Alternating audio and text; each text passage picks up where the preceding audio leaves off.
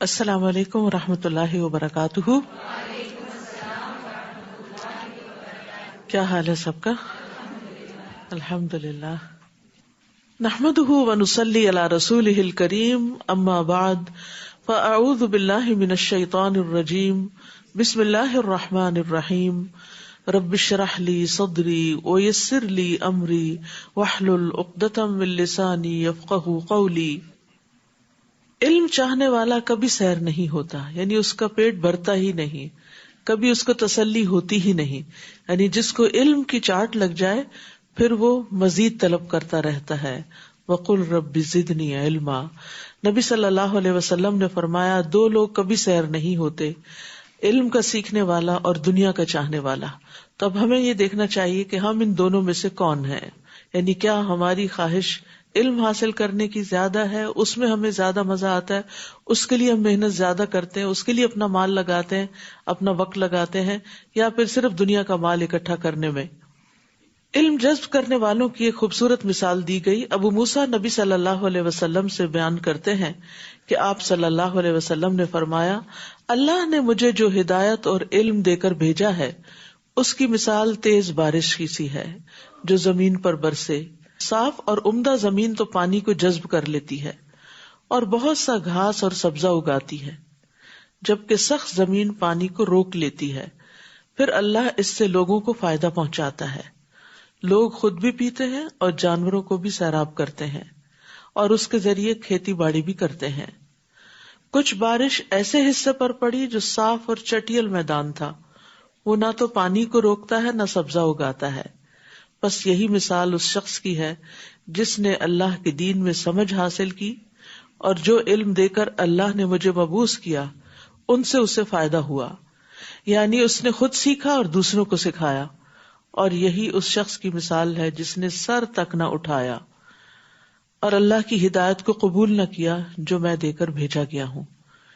یعنی یا تو اس نرم زمین کی طرح بن جائے جو پانی کو اپنے اندر جذب کر کے گھاس چارہ اگاتی ہے اور لوگوں کے لیے خوبصورتی کا باعث بھی بنتی ہے اور فائدے کا باعث ہوتی ہے، جو کچھ وہ اگاتی ہے اس سے لوگ فائدہ اٹھاتے. یا یہ کہ اس چٹیل میدان کی طرح کہ جو پانی کو روک لیتا ہے کہ انسان اور جانور اس سے پیتے ہیں، فائدہ اٹھاتے ہیں. اگرچہ وہ زمین خود زیادہ فائدہ نہیں اٹھاتی لیکن دوسروں کو فائدہ دینے والی بن جاتی. لیکن وہ زمین جس پہ پانی پڑے اور وہ بہہ ہی جائے، نہ وہ خود فائدہ اٹھائے نہ کسی اور کو دے، تو وہ زمین ناپسندیدہ ہے. تو ہمیں دیکھنا چاہیے کہ ہم ان میں سے کس جگہ پر بیٹھتے ہیں. کیا ہم خود بھی فائدہ اٹھا رہے ہیں اور دوسروں کو بھی پہنچا رہے ہیں، یا صرف سیکھ کے دوسروں کو ہی سکھاتے ہیں اور خود کچھ بھی عمل نہیں کرتے، یا یہ کہ نہ خود سیکھتے ہیں اور نہ کسی اور کو سکھاتے ہیں. تو اللہ سبحانہ و تعالی ہمیں سب سے زیادہ نفع مند بنا دے. 20واں پارہ. اعوذ باللہ من الشیطان الرجیم. بسم اللہ الرحمن الرحیم. امن خلق السماوات والارض وانزل لكم من السماء ماء فانبتنا به حدائق ذات بهجة ما كان لكم أن تنبتوا شجرها أإله مع الله بل هم قوم يعدلون. امن خلق السماوات والارض وانزل لكم من السماء ماء فانبتنا به حدائق ذات بهجة ما كان لكم ان تنبتوا شجرها أإله مع الله بل هم قوم يعدلون. بھلا آسمانوں اور زمین کو کس نے پیدا کیا اور آسمان سے تمہارے لیے پانی برسایا جس سے ہم نے پربہار باغات اگائے جن کے درختوں کا اگانا تمہارے بس میں نہ تھا. کیا اللہ کے ساتھ کوئی دوسرا الہ بھی ہے جو ان کاموں میں اس کا شریک ہو؟ بلکہ یہ لوگ ہیں ہی ناانصافی کرنے والے. تو اللہ سبحانہ وتعالیٰ کائنات کی نشانیوں کے ذریعے اپنی الوہیت کو، اپنے الہ ہونے کو ثابت فرما رہے ہیں کہ اصل میں معبود وہی ہے عبادت اسی کی ہونی چاہیے جس نے ان سب چیزوں کو پیدا کیا، جس نے آسمان اور زمین بنائے اور آسمانوں کی مخلوقات بنائی اور زمین پہ طرح طرح کی مخلوقات پیدا کی، پھر آسمان سے پانی برسایا، پھر اس کے ذریعے باغات اگائے جس میں طرح طرح کے پھل پھول ہیں. یہ سب کچھ تمہارے بس میں نہ تھا. کیا آسمان بنانا کسی کے بس میں ہے؟ کیا زمین بنانا کسی کی ہمت میں ہے؟ یا زمین پر یہ درخت اگانا اگر اللہ نہ اگانا چاہے؟ بہت دفعہ ایسا ہوتا ہے ہم لگاتے ہیں، سارے اسباب بھی مہیا ہوتے ہیں، لیکن درخت بڑھتے نہیں، جل جاتے ہیں. تو وہی بڑھتے ہیں، وہی پھلتے پھولتے ہیں جن کو اللہ بڑھاتا ہے. تو یہ ساری چیزیں اس بات کی دلیل ہے کہ صرف اللہ ہی خالق ہے، وہی مالک ہے، وہی رازق ہے، اس لیے وہی دراصل الہ ہے، وہی معبود ہے. الہ مع اللہ، کیا اللہ کے ساتھ کوئی اور بھی اس کام میں اس کا شریک ہے؟ نہیں، بلکہ یہ لوگ ناانصافی سے کام لے رہے ہیں کہ خالق تو وہ ہو، رازق تو وہ ہو، اور پھر انسان اس کو چھوڑ کر دوسروں کی عبادت کرے، غیروں کی عبادت کرے. تو یہ الہ کا لفظ جو ہے یہ بار بار یہاں ریپیٹ ہوگا. الہ کا لفظ جو ہے یہ معبود کے معنوں میں آتا ہے. توحید کی ایک قسم توحید الوہیت ہوتی ہے، دوسری توحید ربوبیت اور تیسری توحید اسماء و صفات. تو یہاں توحید الوہیت کو ثابت کیا جا رہا ہے اور اس کا معنی ہوتا ہے اللہ کو یکتا معبود ماننا. وَاعْبُدُوا اللَّهَ وَلَا تُشْرِكُوا بِهِ شَيْئًا، اور اس بات کو اچھی طرح یاد رکھنا کہ اللہ کے سوا کوئی الہ نہیں. وَإِلَٰهُكُمْ إِلَٰهٌ وَاحِدٌ لَا إِلَٰهَ إِلَّا هُوَ الرَّحْمَٰنُ الرَّحِيمُ. تمہارا الہ ایک ہی الہ ہے، اس کے سوا کوئی الہ نہیں، وہ نہایت مہربان بڑا رحم کرنے والا ہے. تو جو خالق ہے وہی دراصل عبادت کا مستحق ہے. مشرکین مکہ اللہ کو خالق تو مانتے تھے لیکن اللہ کے الہ ہونے میں شرک کرتے تھے، یعنی اوروں کو بھی اپنی عبادت میں شریک کرتے، ان کے نام کی نظر و نیاز چڑھاتے اور ان کے آگے سجدے کرتے اور ان سے دعائیں کرتے. تو اسی لیے رسول اللہ صلی اللہ علیہ وسلم نے آ کر سب سے پہلے اس بنیادی خرابی کو دور کیا کہ جب انسان کا یہ عقیدہ درست ہو جاتا ہے کہ میرا پیدا کرنے والا ایک اللہ ہے، تو پھر اس کی ساری توجہات اس کی طرف ہوتی ہیں، پھر اسی کی وہ بات مانتا ہے، اسی کی خاطر وہ زمین پہ چلتا پھرتا ہے اور جیتا ہے. تو اس لیے جب تک انسان کا عقیدہ درست نہ ہو، توحید انسان کے اندر راسخ نہ ہو، اس وقت تک اس کا اخلاق، اس کی عبادات، اس کے معاملات اور اس کا باقی طرز زندگی درست نہیں ہو سکتا. تو یہ وہ بنیادی بیج ہے جس پر اسلام کے درخت کی خوبصورتی کا انحصار ہے.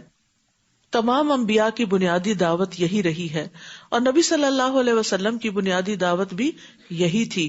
اور ہم جب دین کی تعلیم دیں، تبلیغ کریں، تو لوگوں کے اندر سب سے پہلے اسی الوہیت کے سبق کو پکا کریں کہ سچے دل سے اللہ کو اپنا الہ مانے، کیونکہ اسی کی وجہ سے انسان آخرت میں نجات پائے گا. اور اگر اللہ کے سوا دوسروں کی طرف وہ متوجہ ہوتا ہے تو یہ چیز انسان کے اندر بے چینی بھی پیدا کرتی ہے اور آخرت میں اس کا انجام بھی بھیانک ہوگا. امن جعل الارض قرارا وجعل خلالها انہارا وجعل لها رواسي وجعل بين البحرين حاجزا اإلہ مع اللہ بل اکثرهم لا يعلمون. بھلا کس نے زمین کو جائے قرار بنایا؟ اور اب تو ہم جانتے ہیں کہ زمین ہر دم حرکت کر رہی ہے اور دوہری حرکت کر رہی ہے اور مسلسل خلا میں فلوٹ کر رہی ہے. اس کے باوجود ہم اس پہ چین سے بیٹھتے ہیں، سوتے ہیں، کھاتے ہیں، پیتے ہیں. اور اس کے اندر نہریں بنا دی اور اس کے لیے پہاڑ بنائے تاکہ ہچکولے نہ کھائے، اور دو سمندروں کے درمیان ایک پردہ حد فاصل بنا دیا، یعنی دو طرح کے رنگ، دو طرح کے ذائقے، ٹھنڈا گرم، یہ ساتھ ساتھ پانی چلے جا رہے ہوتے ہیں. تو ان دو کے بیچ میں پردہ کس نے حائل کر رکھا ہے؟ کیا اللہ کے ساتھ کوئی اور الہ ہے، یعنی جس نے یہ کام کیا ہو؟ بلکہ ان میں سے اکثر لوگ علم نہیں رکھتے. امن یجیب المضطر اذا دعاہ ویکشف السوء، بھلا کون ہے جو لاچار کی فریاد رسی کرتا ہے جب وہ اسے پکارتا ہے اور اس کی تکلیف کو دور کر دیتا ہے؟ اور کون ہے جو تمہیں زمین کے جانشین بناتا ہے؟ کیا اللہ کے ساتھ کوئی اور الہ ہے؟ تم لوگ تھوڑا ہی غور کرتے ہو. یعنی انسان کے اوپر آنے والی تکلیفوں کو دور کرنے والا بھی وہی ہے اور اسی طرح زمین پر اس نے تمہیں باری باری پیدا کیا. سوچیں اگر آدم علیہ السلام بھی اب زندہ ہوتے اور ہمارے بعد کی ساری جنریشن بھی اکٹھی ایک وقت میں زمین پر ہوتی تو پھر حال کیا ہوتا. ابھی ہم آبادی کے مسئلے سے نہیں نبٹ پا رہے اور عموماً لوگ پریشان ہوتے ہیں کہ وسائل تو خیر اللہ پیدا کرتا ہے لیکن انسانوں کے انتظامات فیل ہو جاتے ہیں, سڑکیں کم پڑ جاتی ہیں, آبادیاں اور گھر اور باقی چیزیں کم پڑ جاتی ہیں. تو اس میں انسان کے لیے یہ بھی اللہ کی بڑی رحمت ہے جس کا یہاں تذکرہ کیا گیا, وَيَجْعَلُكُمْ خُلَفَاءَ الْأَرْضِ, کہ وہ تمہیں زمین کے جانشین بناتا ہے ایک جنریشن کے بعد ایک جنریشن. اور یہ ٹرانزیشن اتنی سموتھ ہوتی ہے, اتنی غیر محسوس طریقے سے ہوتی ہے کہ ایک کی جگہ ایک ریپلیس ہوتا چلا جاتا ہے اور انسان کو پتہ بھی نہیں چلتا. اور پھر خاص طور پر یہاں پر جو بے قرار کی دعا سننے کی بات ہے, تو اس سے پتہ چلتا ہے کہ اخلاص سے تڑپنے پر دعا قبول ہو جاتی ہے, خواہ وہ کوئی نان مسلم ہی کیوں نہ کرے. تو اگر ہم چاہتے ہیں ہماری دعائیں قبول ہوں تو تڑپ کر دعا کیا کریں. یعنی اللہ سبحانہ تعالیٰ نے یہاں ایک طرح سے ضمانت دی ہے اور ایک خبر دی ہے کہ اگر لاچار اسے پکارے گا تو وہ اس کی پکار کو قبول کرے گا. یعنی جب اخلاص آتا ہے نا انسان کے اندر, تڑپ آتی ہے, تو انسان سب سے کٹ جاتا ہے, سارے شریک بھول جاتے ہیں, صرف ایک اللہ کی یاد باقی رہتی ہے اور پھر انسان اسی کی پناہ چاہتا ہے, اسی کی مدد چاہتا ہے. تو اس سے پتہ چلتا ہے کہ اخلاص جو ہے وہ بہت ہی ویلیوبل اور بہت میزان میں بھاری چیز ہے. اور یہ اخلاص کسی کی بھی طرف سے ہو اللہ تعالیٰ کو بہت پسند ہے, کوئی اللہ تعالیٰ کا اطاعت گزار ہو یا نافرمان ہو. یعنی اگر ہمیں یہ احساس بھی ہو نا کہ ہم بہت نیک نہیں ہیں اور ہم تو گناہ گار ہیں, ہماری دعا نہیں سنتا, تو اپنے اندر اخلاص پیدا کر لیں اور تڑپ تڑپ کر اور رو رو کر اور گڑ گڑا کر دعا کریں, تو انشاءاللہ اللہ تعالیٰ آپ کی بھی ضرور سنے گا. کیونکہ انسان اللہ کو جو پکارتا ہے تو کہتا ہے تو ہی میرا اللہ ہے نا, تیرے سوا کہاں جاؤں, کوئی اور نہیں میری مدد کرنے والا, میری ساری توقعات اور امیدیں تجھی پر, میرا بھروسہ اور توکل تجھی پر ہے, تو نہیں کرنا ہے. تو پھر جب ہم کہتے ہیں نا تو نہیں کرنا ہے, یہی اخلاص ہے کہ ہم سب سے کٹ جاتے ہیں اور صرف ایک اللہ سے مانگ رہے ہوتے ہیں. بھلا کون ہے جو تمہیں خشکی اور سمندر کی تاریکیوں میں راہ دکھاتا ہے اور اپنی رحمت سے بیشتر ہواؤں کو بشارت کے طور پر بھیجتا ہے؟ کیا اللہ کے ساتھ کوئی اور الہ بھی ہے؟ اللہ اس شرک سے بہت بلند ہے جو یہ لوگ کرتے ہیں. بھلا کون ہے جو خلقت کی ابتدا کرتا ہے پھر اس کا اعادہ کرے گا؟ اور کون ہے جو تمہیں آسمان اور زمین سے رزق دیتا ہے؟ کیا اللہ کے ساتھ کوئی اور الہ ہے؟ آپ ان سے کہیے اگر تم سچے ہو تو اپنی کوئی دلیل لے کر آؤ. یعنی اگر تم غیر اللہ کی طرف رغبت کرتے ہو اور ان کی طرف مائل ہوتے ہو تو پھر کوئی دلیل لاؤ کہ واقعی انہوں نے بھی کوئی کارنامہ کیا ہے اور انہوں نے بھی کچھ پیدا کیا ہے. اور یہاں انڈائریکٹلی اس بات کی بھی یاد دہانی کرا دی گئی کہ جس نے پہلی بار پیدا کیا وہ پھر بھی کرے گا اور تمہارا حساب بھی لے گا. آپ ان سے کہیے اللہ کے سوا آسمانوں اور زمین کی پوشیدہ چیزوں کو کوئی بھی نہیں جانتا, وہ تو یہ بھی نہیں جانتے کہ انہیں کب اٹھایا جائے گا. یعنی اللہ کے سوا تو کسی کو یہ بھی نہیں پتا کہ مرنے کے بعد دوبارہ کب زندہ ہوں گے. بلکہ آخرت کے بارے میں ان کے علم نے گھٹنے ٹیک دیے ہیں, بلکہ یہ اس کی نسبت شک میں ہے, بلکہ یہ اس سے اندھے ہو چکے ہیں. تو اس سے یہ پتہ چلتا ہے کہ آخرت کا علم, قیامت آنے کا علم صرف اور صرف اللہ کے پاس ہے. انبیاء اور فرشتوں کو بھی قیامت کا علم نہیں. تو یہ پوچھنے کی بجائے کہ قیامت کب آئے گی, یہ سوچنا چاہیے کہ جب آئے گی تو پھر کیا ہوگا, تو مجھے اس کی تیاری کیسے کرنی چاہیے. ایک شخص نے نبی صلی اللہ علیہ وسلم سے قیامت کے متعلق سوال کیا. اس نے پوچھا کہ قیامت کب آئے گی؟ آپ نے فرمایا کیا تم نے اس کی تیاری کر لی ہے؟ اس نے کہا کچھ بھی نہیں مگر یہ کہ میں اللہ اور اس کے رسول سے محبت کرتا ہوں. تو آپ نے فرمایا تم قیامت کے دن اسی کے ساتھ ہوگے جس سے تم محبت کرتے ہو. تو ہمیں اپنے دلوں کا جائزہ لینا چاہیے کہ ہمارے دلوں میں اللہ اور اس کے رسول کی محبت کتنی ہے. انس کہتے ہیں ہم اس بات سے اتنا خوش ہوئے کہ اتنا کسی اور بات سے نہیں کہ نبی صلی اللہ علیہ وسلم نے یہ فرما دیا کہ تم اس کے ساتھ ہو کہ جس سے تم محبت کرتے ہو. تو ہم نبی صلی اللہ علیہ وسلم سے محبت کرتے ہیں اور انس کہتے ہیں کہ میں نبی صلی اللہ علیہ وسلم، ابو بکر اور عمر سے محبت رکھتا ہوں، مجھے امید ہے کہ میں اپنی اس محبت کی وجہ سے انہی کے ساتھ ہوں گا، اگرچہ میرے عمل ان جیسے نہیں۔ اصل میں انسان جس سے محبت کرتا ہے نا، اس کو اپنا آئیڈیل بنا لیتا ہے اور پھر اس جیسا لاشعوری طور پر بننے کی کوشش کرتا ہے، یعنی قدرتی طور پر۔ مثلا آپ کو کسی کی قرات پسند ہے تو آپ انکانشیسلی اس کی قرات کی کاپی کرنے لگتے ہیں، یعنی اس جیسا پھر بننے کی کوشش کرتے ہیں۔ اور کافر یہ پوچھتے ہیں کہ جب ہم اور ہمارے آباء و اجداد مٹی بن جائیں گے تو کیا پھر قبروں سے نکالے جائیں گے؟ یعنی وہ آخرت پر ایمان نہیں رکھتے، دوبارہ پیدا ہونا انہیں ایک مشکل کام نظر آتا ہے۔ یہ بات تو ہمیں اور اس سے پیشتر ہمارے آباء و اجداد کو بھی کہی جاتی رہی ہے، یہ تو بس پہلے لوگوں کے افسانے ہیں، یعنی اس بات میں انہیں شک تھا۔ آپ ان سے کہیے ذرا زمین میں چل پھر کر تو دیکھو کہ مجرموں کا انجام کیسا ہوا تھا۔ اے نبی، آپ ان کے حال پر غمزدہ نہ ہو اور نہ ہی ان کی چالوں سے دل میں تنگی محسوس کریں۔ کافر یہ کہتے ہیں اگر تم سچے ہو تو یہ وعدہ عذاب کب پورا ہوگا؟ قل عسى ان يكون ردف لكم بعد الذي تستعجلون، آپ ان سے کہیے کیا عجب ہے کہ جس عذاب کے جلد آنے کا تم مطالبہ کر رہے ہو اس کا ایک حصہ تمہارے قریب ہی آ لگا ہو۔ آپ کا رب تو لوگوں پر بڑا فضل والا ہے، لیکن اکثر لوگ شکر ادا نہیں کرتے، اور بلا شبہ تمہارا رب خوب جانتا ہے جو ان کے سینے چھپاتے ہیں اور جو کچھ وہ ظاہر کرتے ہیں۔ اور زمین و آسمان کی کوئی پوشیدہ چیز ایسی نہیں جو کتاب مبین یعنی لوح محفوظ میں لکھی ہوئی نہ ہو۔ اور لوح محفوظ میں لکھے ہونے کا مطلب کیا ہے کہ اللہ سبحانہ وتعالیٰ نے ہر چیز کو ریکارڈ کر رکھا ہے، یعنی ہر چیز کا حساب رکھا ہوا ہے۔ حساب کیوں رکھتے ہیں؟ یعنی آپ دو طرح کا معاملہ کرتے ہیں نا، ایک حساب کو آپ لکھ لکھ کے رکھتے ہیں اور ایک حساب کو آپ چھوڑ دیتے ہیں۔ کس کو لکھ کے رکھتے ہیں؟ جس کو فالو اپ کرنا ہو۔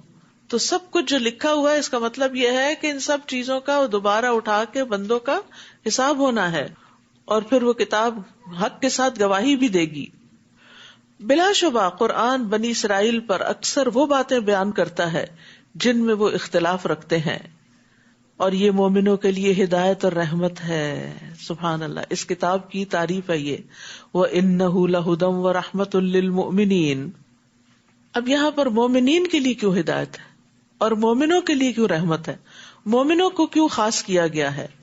اس لیے کہ اس کی ہدایت سے اور رحمت سے مومن ہی فائدہ اٹھاتے ہیں، ورنہ یہ کتاب تو سارے جہان والوں کے لیے آئی ہے، تو جو اس پر ایمان نہیں رکھتا وہ اس سے ہدایت بھی حاصل نہیں کرتا۔ تو اس پر ایمان کا تقاضا یہ ہے کہ ہم اس سے رہنمائی حاصل کریں۔ آپ کا رب اپنے حکم سے ان کے درمیان فیصلہ کر دے گا اور وہ زبردست اور سب کچھ جاننے والا ہے۔ فَتَوَكَّلْ عَلَى اللَّهِ إِنَّكَ عَلَى الْحَقِّ الْمُبِينِ، آپ اللہ پر بھروسہ کیجئے، یقیناً آپ صریح حق پر ہیں۔ نہ تو آپ مردوں کو سنا سکتے ہیں اور نہ ایسے بہروں کو اپنی پکار سنا سکتے ہیں جو پیٹ پھیر کر بھاگے جا رہے ہوں۔ یہاں کس کو مردہ اور بہرا قرار دیا گیا ہے؟ جو حق بات سننے سے غافل ہے، یعنی آپ اس شخص کو جو مر چکا ہے، یعنی جس کا دل مردہ ہو چکا ہے، جس پہ کوئی بات اثر نہیں کرتی، آپ اس کو کتنا بھی سنائیں اس کو کچھ سمجھ نہیں آئے گی۔ نیند کی حالت میں انسان کچھ نہیں سنتا تو مرنے کے بعد کیسے سن سکتا ہے؟ اور اسی طرح بہرا اگر سامنے دیکھ رہا ہو تو وہ ہونٹوں کی جنبش سے یا اشاروں سے بات سمجھ لیتا اگر اس کو سنائی نہ دی جا رہی۔ لیکن جو بہرا منہ موڑ کے جا رہا ہو، آپ اس کو جتنی چاہے آوازیں دیں وہ کچھ بھی نہیں سمجھتا۔ تو یہاں کفار کے دلوں کو مردہ اور بہروں سے تعبیر کیا گیا ہے کہ ان پر وحی الہی کی کوئی بات اثر نہیں کرتی۔ پیغمبر ان کو ہر طرح سے سناتے ہیں لیکن یہ کچھ بھی سمجھ کے نہیں دیتے، اور نہ ہی آپ اندھوں کو ان کی گمراہی سے بچا کر راہ راست پر لا سکتے ہیں۔ یعنی جو حق دیکھنے سے بہرے ہیں اور گنگے ہیں اور اندھے ہیں، آپ ان کو پھر کچھ سنا نہیں سکتے۔ آپ تو صرف ان کو سنا سکتے ہیں جو ہماری آیات پر ایمان لاتے ہیں، پھر فرما بردار بن جاتے ہیں۔ فہم مسلمون، پھر وہ سرنڈر کر دیتے ہیں، پھر اس سر تسلیم خم کر دیتے ہیں۔ وَإِذَا وَقَعَ الْقَوْلُ عَلَيْهِمْ أَخْرَجْنَا لَهُمْ دَابَّةً مِّنَ الْأَرْضِ تُكَلِّمُهُمْ أَنَّ النَّاسَ كَانُوا بِآيَاتِنَا لَا يُوقِنُونَ. اور جب عذاب کی بات پوری ہونے کا وقت آ جائے گا تو ہم ان کے لیے زمین سے ایک جانور نکالیں گے جو ان سے کلام کرے گا کہ فلاں فلاں لوگ ہماری آیتوں پر یقین نہیں رکھتے. یعنی جب زمین میں اتنی گمراہی پھیل جائے گی کہ لوگ حق کو قبول کرنا بالکل چھوڑ دیں گے اور امر بالمعروف اور نہی عن المنکر کرنا بھی چھوڑ دیں گے اور انسانوں کے اندر سے خیر نکل جائے گی، تو اس کام کے لیے اللہ تعالیٰ ایک جانور زمین سے نکالیں گے.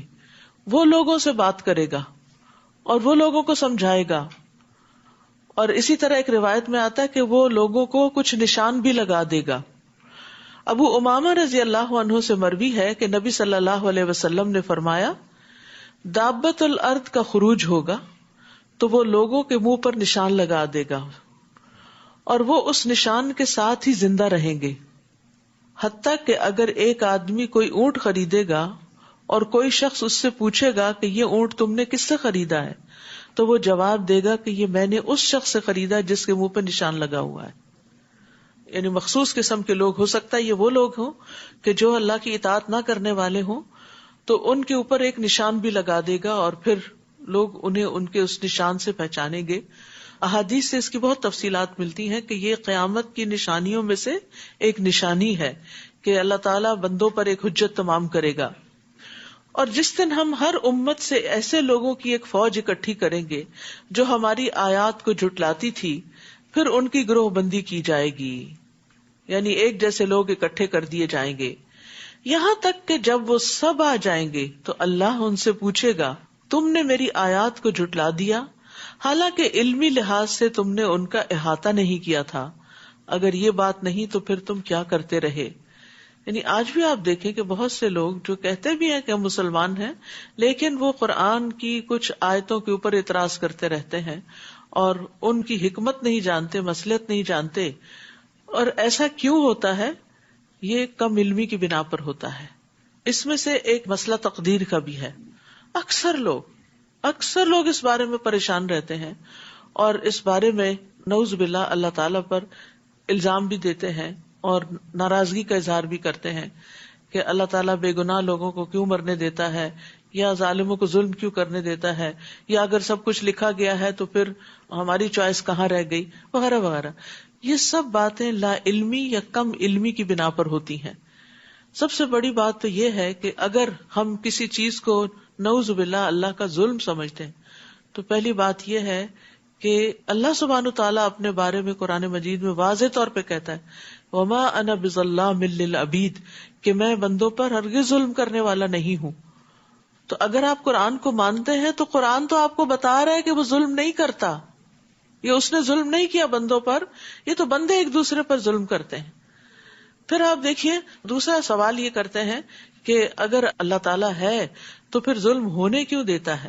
یہ بھی اس بات کی دلیل ہے کہ ہمیں نہیں معلوم کہ اللہ تعالیٰ کیسا ہے اور اس کا علم کیسا ہے، اور وہ کچھ بندوں کو کیوں مہلت دے دیتا ہے کہ وہ اپنی حدیں پار کریں، اور جن پر ظلم ہوتا ہے ان کے لیے اس نے کیا تیار کر رکھا ہے. یہ سب باتیں بھی ہمیں نہیں معلوم ہوتی. کم علمی کی وجہ سے ہم اللہ تعالیٰ پر اعتراض کرتے رہتے ہیں. تو سب سے پہلے تو یہ جاننے کی ضرورت ہے کہ کیا ہمیں کسی بھی واقعے کا، کہ مثلاً کسی انسان پہ ہی کوئی ظلم ہوا ہے، اس کی ساری وجوہات پتہ ہیں، اس کے اپنے گناہ کتنے تھے، یا یہ کہ اس کا ماحول کیسا تھا، یا کس کی غفلت تھی، کسی حاکم کی غفلت تھی، یا اس کے آس پاس کا جو سپورٹ گروپ تھا وہ کمزور تھا، تو ایسا ہوا کیوں.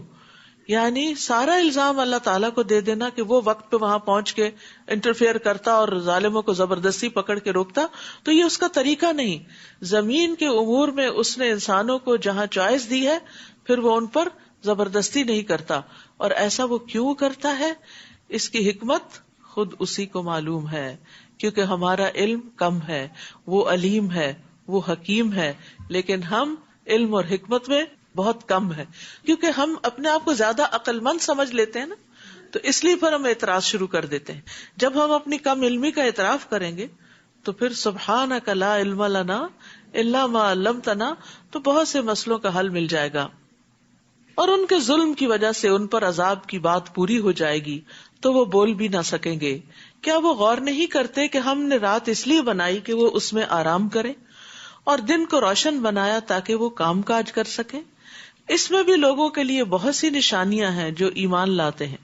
یعنی اگر لوگ غور و فکر کریں تو دن اور رات کے آنے جانے میں بھی بہت سے سبق ہیں. اور جس دن سور پھونکا جائے گا تو جو کوئی بھی آسمانوں یا زمین میں ہوگا سب گھبرا اٹھیں گے سوائے ان کے جنہیں اللہ اس سے بچانا چاہے گا، اور یہ سب حقیر بن کر اللہ کے حضور پیش ہو جائیں گے.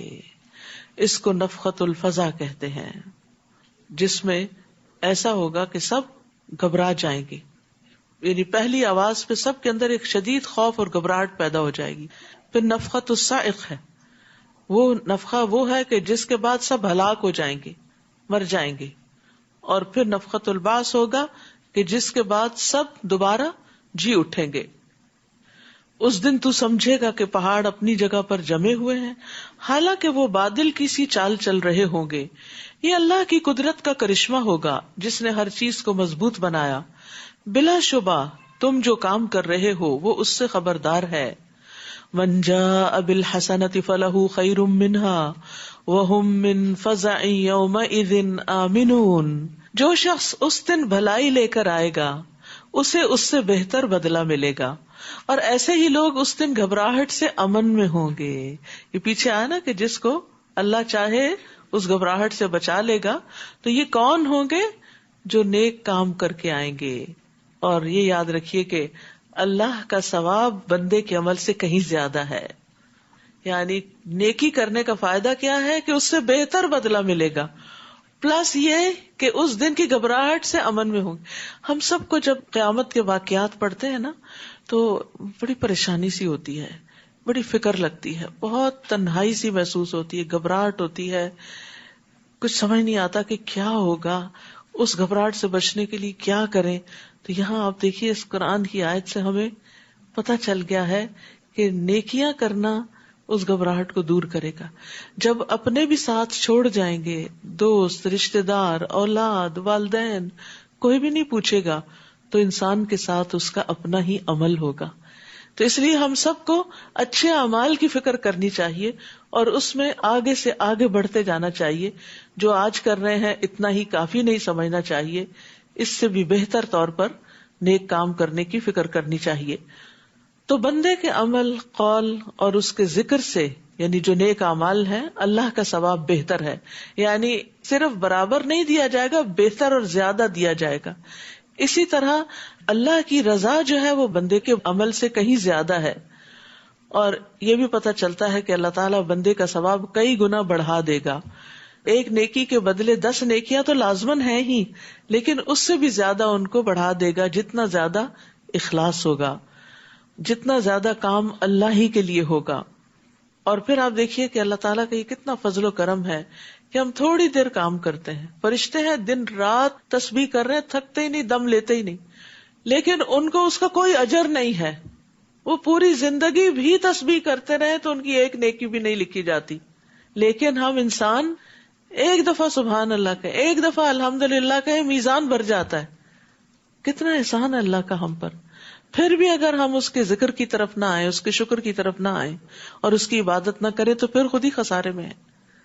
تو ہر نیکی کا کئی گنا زیادہ بدلہ ہوگا. نبی صلی اللہ علیہ وسلم نے فرمایا جس نے مسلمانوں کے راستے سے تکلیف دہ چیز ہٹا دی کہ وہ ان کو بادر کرے گی، اٹک جائیں گے، گر جائیں گے، اور کچھ نہیں تو اپنے جوتے ہی ڈنگ کی جگہ پہ اتار کے رکھنا. کیونکہ بعض لوگ جو دیر سے آتے ہیں، غلط جگہ پارک کرتے ہیں، غلط جگہ جوتے اتار کے اندر آ جاتے ہیں، اور کوئی جلدی سے بعد میں آتا ہے انہیں جوتوں سے لگ کے گر جاتا ہے. تو جس نے مسلمانوں کے راستے سے تکلیف دہ چیز ہٹائی اللہ اس کے لیے ایک نیکی لکھے گا، اور جس کے لیے اللہ نیکی لکھ دیتا ہے اس کی وجہ سے جنت میں داخل کرتا ہے. تو ہمیں نہیں پتا کہ ہماری کون سی نیکی جس کو ہم نے بس ایسے ہی عادتاً بس جلدی سے کر دیا وہی ہمارے جنت میں داخلے کا سبب بن جائے. کیونکہ بہت سے جو نیک کام کر کے ہمارے دماغ میں خلل آ جاتا ہے نا کہ اب ہم بہت کچھ کر رہے ہیں یا ہم نیک ہو چکے ہیں، تو ہو سکتا ہے وہ اللہ کو اتنے پسند ہی نہ آئے. اور وہ پسند آ جائے کہ جس میں ذرا بھی ریاکاری نہ ہو، جس میں ذرا بھی دکھاوا نہ ہو. تو اس لیے لا تحتقرن من المعروف شیئا ولو ان تلقى اخاك بوجه طلق، کہ نیکی کے کسی چھوٹے سے کام کو بھی حقیر نہ سمجھو، خواہ وہ تمہارا اپنے بھائی کو مسکرا کے پیش آنا ہی کیوں نہ ہو. کہ آپ کسی سے سلام لے رہے ہیں، کسی سے بات کر رہے ہیں تو اچھے سے بات کریں، خوشی سے، خوش اخلاقی سے. تو یہ چیز بھی انسان کے درجات کو بلند کرنے والی ہے. وَمَنْ جَاءَ بِالسَّيِّئَةِ فَكُبَّتْ وُجُوهُهُمْ فِي النَّارِ، اور جو برائی لے کر آئے گا تو ایسے لوگ اوندھے منہ جہنم میں پھینک دیے جائیں گے، اور کہا جائے گا تمہیں اتنا ہی بدلہ ملے گا جو تم کام کرتے رہے ہو. یعنی صرف ایک برائی کے بدلے میں ایک برائی، پھر بھی اگر کسی کا برائیوں کا پلڑا بھاری ہو گیا تو پھر وہ خسارے میں ہی ہے. اے نبی کہہ دیجئے مجھے تو یہی حکم ہوا ہے کہ میں اس شہر یعنی شہر مکہ کے مالک حقیقی کی اطاعت کروں جس نے اسے احترام بخشا اور جو ہر چیز کا مالک ہے، اور مجھے حکم دیا گیا ہے کہ میں فرما بردار بن کر رہوں، مسلم بن کر رہوں، اور یہ کہ قرآن پڑھ کر سناؤں. اب جو شخص راہ راست پر آتا ہے تو وہ اپنے ہی فائدے کے لیے آتا ہے، اور جو گمراہ ہوا تو اس سے آپ کہہ دیجئے کہ میں تو صرف ایک ڈرانے والا ہوں. تو ایک معنی تو یہ ہے کہ نبی صلی اللہ علیہ وسلم سے کہا جا رہا ہے کہ آپ لوگوں کو قرآن پڑھ کر سنائیں. اتلو القرآن، یعنی قرآن ریڈنگ کی چیز بھی ہے لیکن پڑھ کے سنانے کی بھی ہے، کیونکہ سن کے جو باتیں سمجھ میں آتی ہیں بعض اوقات صرف ریڈنگ سے نہیں آتی. آپ نے غور کیا ہوگا کہ آپ روز کی اپنی تلاوت کرتے ہیں اور رات کو امام کے پیچھے بھی سنتے ہیں، تو جو امام کے پیچھے سنتے ہیں وہ زیادہ دل پہ اثر کرتا ہے، زیادہ غور و فکر اس میں ہوتا ہے بنسبت اس کے کہ جو آپ خود سے تلاوت کر رہے ہوتے ہیں. پھر اسی طرح اس کا ایک معنی یہ بھی کیا گیا ہے کہ میں قرآن کو مسلسل پڑھتا رہوں، یعنی میں لوگوں کو اس کی طرف بار بار دعوت دے کر اور اس کی طرف بار بار رہنمائی کرنے کے طریقے سے قرآن کو ہمیشہ پڑھ کر سناتا رہوں، کیونکہ یہی بھلائی کے راستے کی طرف رہنمائی کرنے کے لیے کافی ہے. اور مسلسل پڑھنے میں یہ بھی معنی آتا ہے کہ ہمیشہ پڑھتا رہوں کہ اس میں چھپے ہوئے کئی گنا عمدہ حقائق تھوڑے تھوڑے کر کے میرے لیے کھل کے سامنے آ جائیں. یہ یاد رکھیے ایک دفعہ پڑھنے سے قرآن پورا سمجھ میں نہیں آتا، اس کو بار بار پڑھنے کی ضرورت ہوتی ہے. اتلو القرآن میں یہ معنی بھی پایا جاتا ہے کہ اس کو مسلسل بار بار پڑھتا رہوں. رمضان میں بھی پڑھوں، رمضان کے بعد بھی پڑھوں، اور ہر رمضان یہ تو اپنے ساتھ باندھ ہی لینا چاہیے کہ ایک دفعہ کم از کم ضرور پورے قرآن سے سمجھ کے گزرو. تازہ ہو جاتا ہے اور کئی نئی باتیں سمجھ میں آتی ہیں جو اس سے پہلے ہم نے یا تو پڑھ رکھی ہوتی یا نہیں بھی پڑھ رکھی ہوتی، یاد ہی نہیں ہوتی، بالکل دل سے اتری بھی ہوتی. اور پھر ایک دم جیسے بہار آتی نا، آج کل آپ دیکھ رہے ہیں آس پاس کتنی خوبصورتی پھیلتی چلی جا رہی ہے، تو اسی طرح رمضان بھی نیکیوں کا موسم بہار ہے، اور یہ بہار اپنے جوبن پہ پہنچتی ہے جب انسان قرآن سے تعلق قائم کرتا ہے، اور وہ بھی سمجھ کے جب اس کو پڑھتا یا سنتا ہے. وَقُلِ الْحَمْدُ لِلَّهِ، نیز کہہ دیجئے کہ سب تعریف اللہ کے لیے ہے. وہ ان قریب تمہیں اپنی ایسی نشانیاں دکھائے گا جنہیں تم پہچان لوگے، اور جو کچھ تم کر رہے ہو اس سے آپ کا رب بے خبر نہیں. سورۃ القصص. بسم اللہ الرحمن الرحیم. طاسیم میم. تلک آیات الکتاب المبین. طاسیم میم، یہ واضح کتاب یعنی قرآن کی آیات ہیں. ہم آپ کو موسیٰ اور فرعون کے بالکل سچے حالات پڑھ کر سناتے ہیں. نتلو، پڑھ کے سناتے ہیں، ان لوگوں کے فائدے کے لیے جو ایمان لاتے ہیں. فرعون نے ملک مصر میں سرکشی اختیار کر رکھی تھی اور اپنی رعیت کو کئی گروہ بنا دیا تھا، اور ان میں سے ایک گروہ بنی اسرائیل کو بہت کمزور بنا رکھا تھا. یعنی ایک گروہ جو بنی اسرائیل کا تھا اس کو بہت ہی کمزور کر رکھا تھا. وہ اس گروہ کے لڑکوں کو تو قتل کر دیتا مگر لڑکیوں کو زندہ رہنے دیتا. بلا شبہ وہ معاشرے میں بگاڑ پیدا کرنے والوں میں سے تھا. یعنی جو لیڈر یہ کام کرتے ہیں وہ دراصل زمین پر فساد کرتے ہیں، جن کے یہ ٹریٹس ہوتے ہیں جو فرعون کے تھے. سورۃ القصص جو ہے اس میں موسیٰ علیہ السلام کا قصہ بہت تفصیل سے بیان ہوا ہے. کس پس منظر میں موسیٰ علیہ السلام آئے، ان کی پیدائش کے فوراً بعد پیش آنے والے حالات، اور پھر اس کے بعد ان کی جوانی کیسے گزری، اور پھر شادی کیسے ہوئی، اور پھر اس کے بعد یہ کہ واپس کس طرح آئے اور بنی اسرائیل کو آزاد کرایا. گویا موسیٰ علیہ السلام کی پوری لائف جو ہے وہ اس صورت سے واضح ہو جاتی ہے. تو یہاں پر ہم دیکھتے ہیں کہ فرعون نے ملک کے اندر تفرقہ بازی کا بازار گرم کر رکھا تھا، اور اس سے مقصد کیا تھا کہ لوگ آپس میں لڑتے رہیں تاکہ وہ ان پہ حکومت کرتا رہے، جسے کہتے ہیں نا ڈیوائڈ اینڈ رول، کہ آپ لوگوں کو آپس میں گتھم گتھا ہونے دیں اور آپ ان کے اوپر مسلط ہوئے رہیں، ان کو یہ توجہ ہی نہ ہو کہ ہمارا حاکم ہمارے ساتھ کیا کر رہا ہے. اور موسیٰ علیہ السلام ان حالات میں پیدا ہوئے کہ جب بنی اسرائیل بہت کمزور تھے، اتنے کمزور کہ فرعون نے کہا جاتا ہے کہ خواب دیکھا تھا جس میں اس نے دیکھا کہ بنی اسرائیل کا ایک بچہ بڑے ہو کر اس کی حکومت ختم کر دے گا، اس کو مار ڈالے گا. تو اس بنا پر اس نے بنی اسرائیل کے بچوں کا یعنی لڑکوں کا قتل عام شروع کر دیا. پھر کچھ عرصے بعد احساس ہوا کہ اگر ہم اسی طرح ان کو قتل کرتے رہے تو ہماری خدمت کون کرے گا، کیونکہ بنی اسرائیل ہی سے تو سارے کام کروائے جا رہے تھے. تو انہوں نے پھر یہ طے کیا کہ 1 سال پیدا ہونے والے بچوں کو ہم زندہ چھوڑ دیں گے اور 1 سال پیدا ہونے والوں کو مار دیں گے. تو جس سال ہارون علیہ السلام پیدا ہوئے وہ سال وہ تھا کہ جب بچے نہیں قتل کیے جا رہے تھے، اور جس سال موسیٰ علیہ السلام پیدا ہوئے اس میں بچوں کو قتل کیا جا رہا تھا. تو اللہ تعالیٰ نے ان کی حفاظت کے لیے پھر کیا طریقہ اختیار کیا، آگے اس کی تفصیلات آئیں گی. اور ہم یہ چاہتے تھے کہ جس گروہ کو اس ملک میں کمزور بنایا گیا ہے اس پر احسان کریں اور انہیں امام بنا دیں اور اس ملک کے وارث بنائیں اور انہیں اس ملک میں اقتدار بخشیں، اور فرعون اور حامان اور ان کے لشکروں کو وہی کچھ دکھا دیں جس کا انہیں بنی اسرائیل سے خطرہ تھا. تو اس کے لیے اللہ تعالیٰ نے ایک تدبیر کی. وہ تدبیر کیا تھی؟ ہم نے موسیٰ کی والدہ کی طرف الہام کیا. الہام کہتے ہیں خفیہ اشارہ.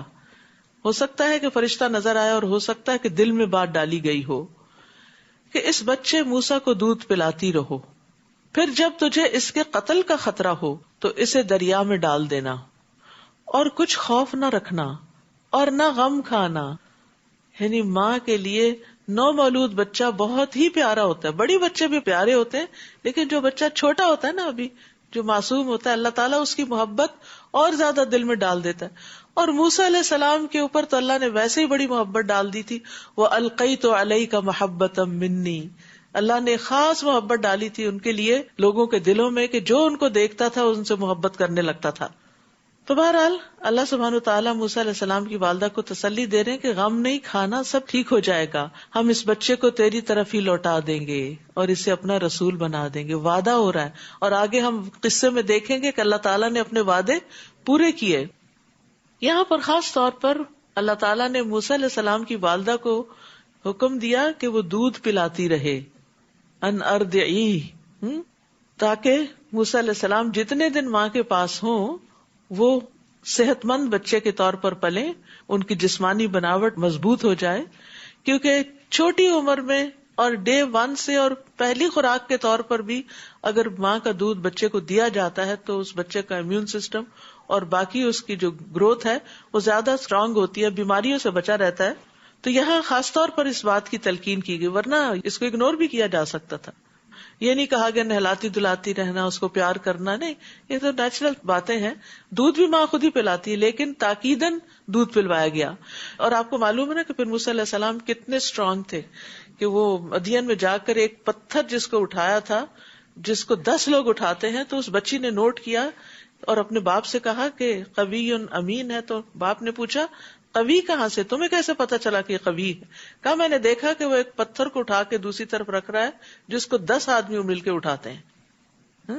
تو اس سے اندازہ لگائیں کہ اس ماں کے دودھ پیے ہوئے کا ان کی شخصیت پر کیسا اثر رہا.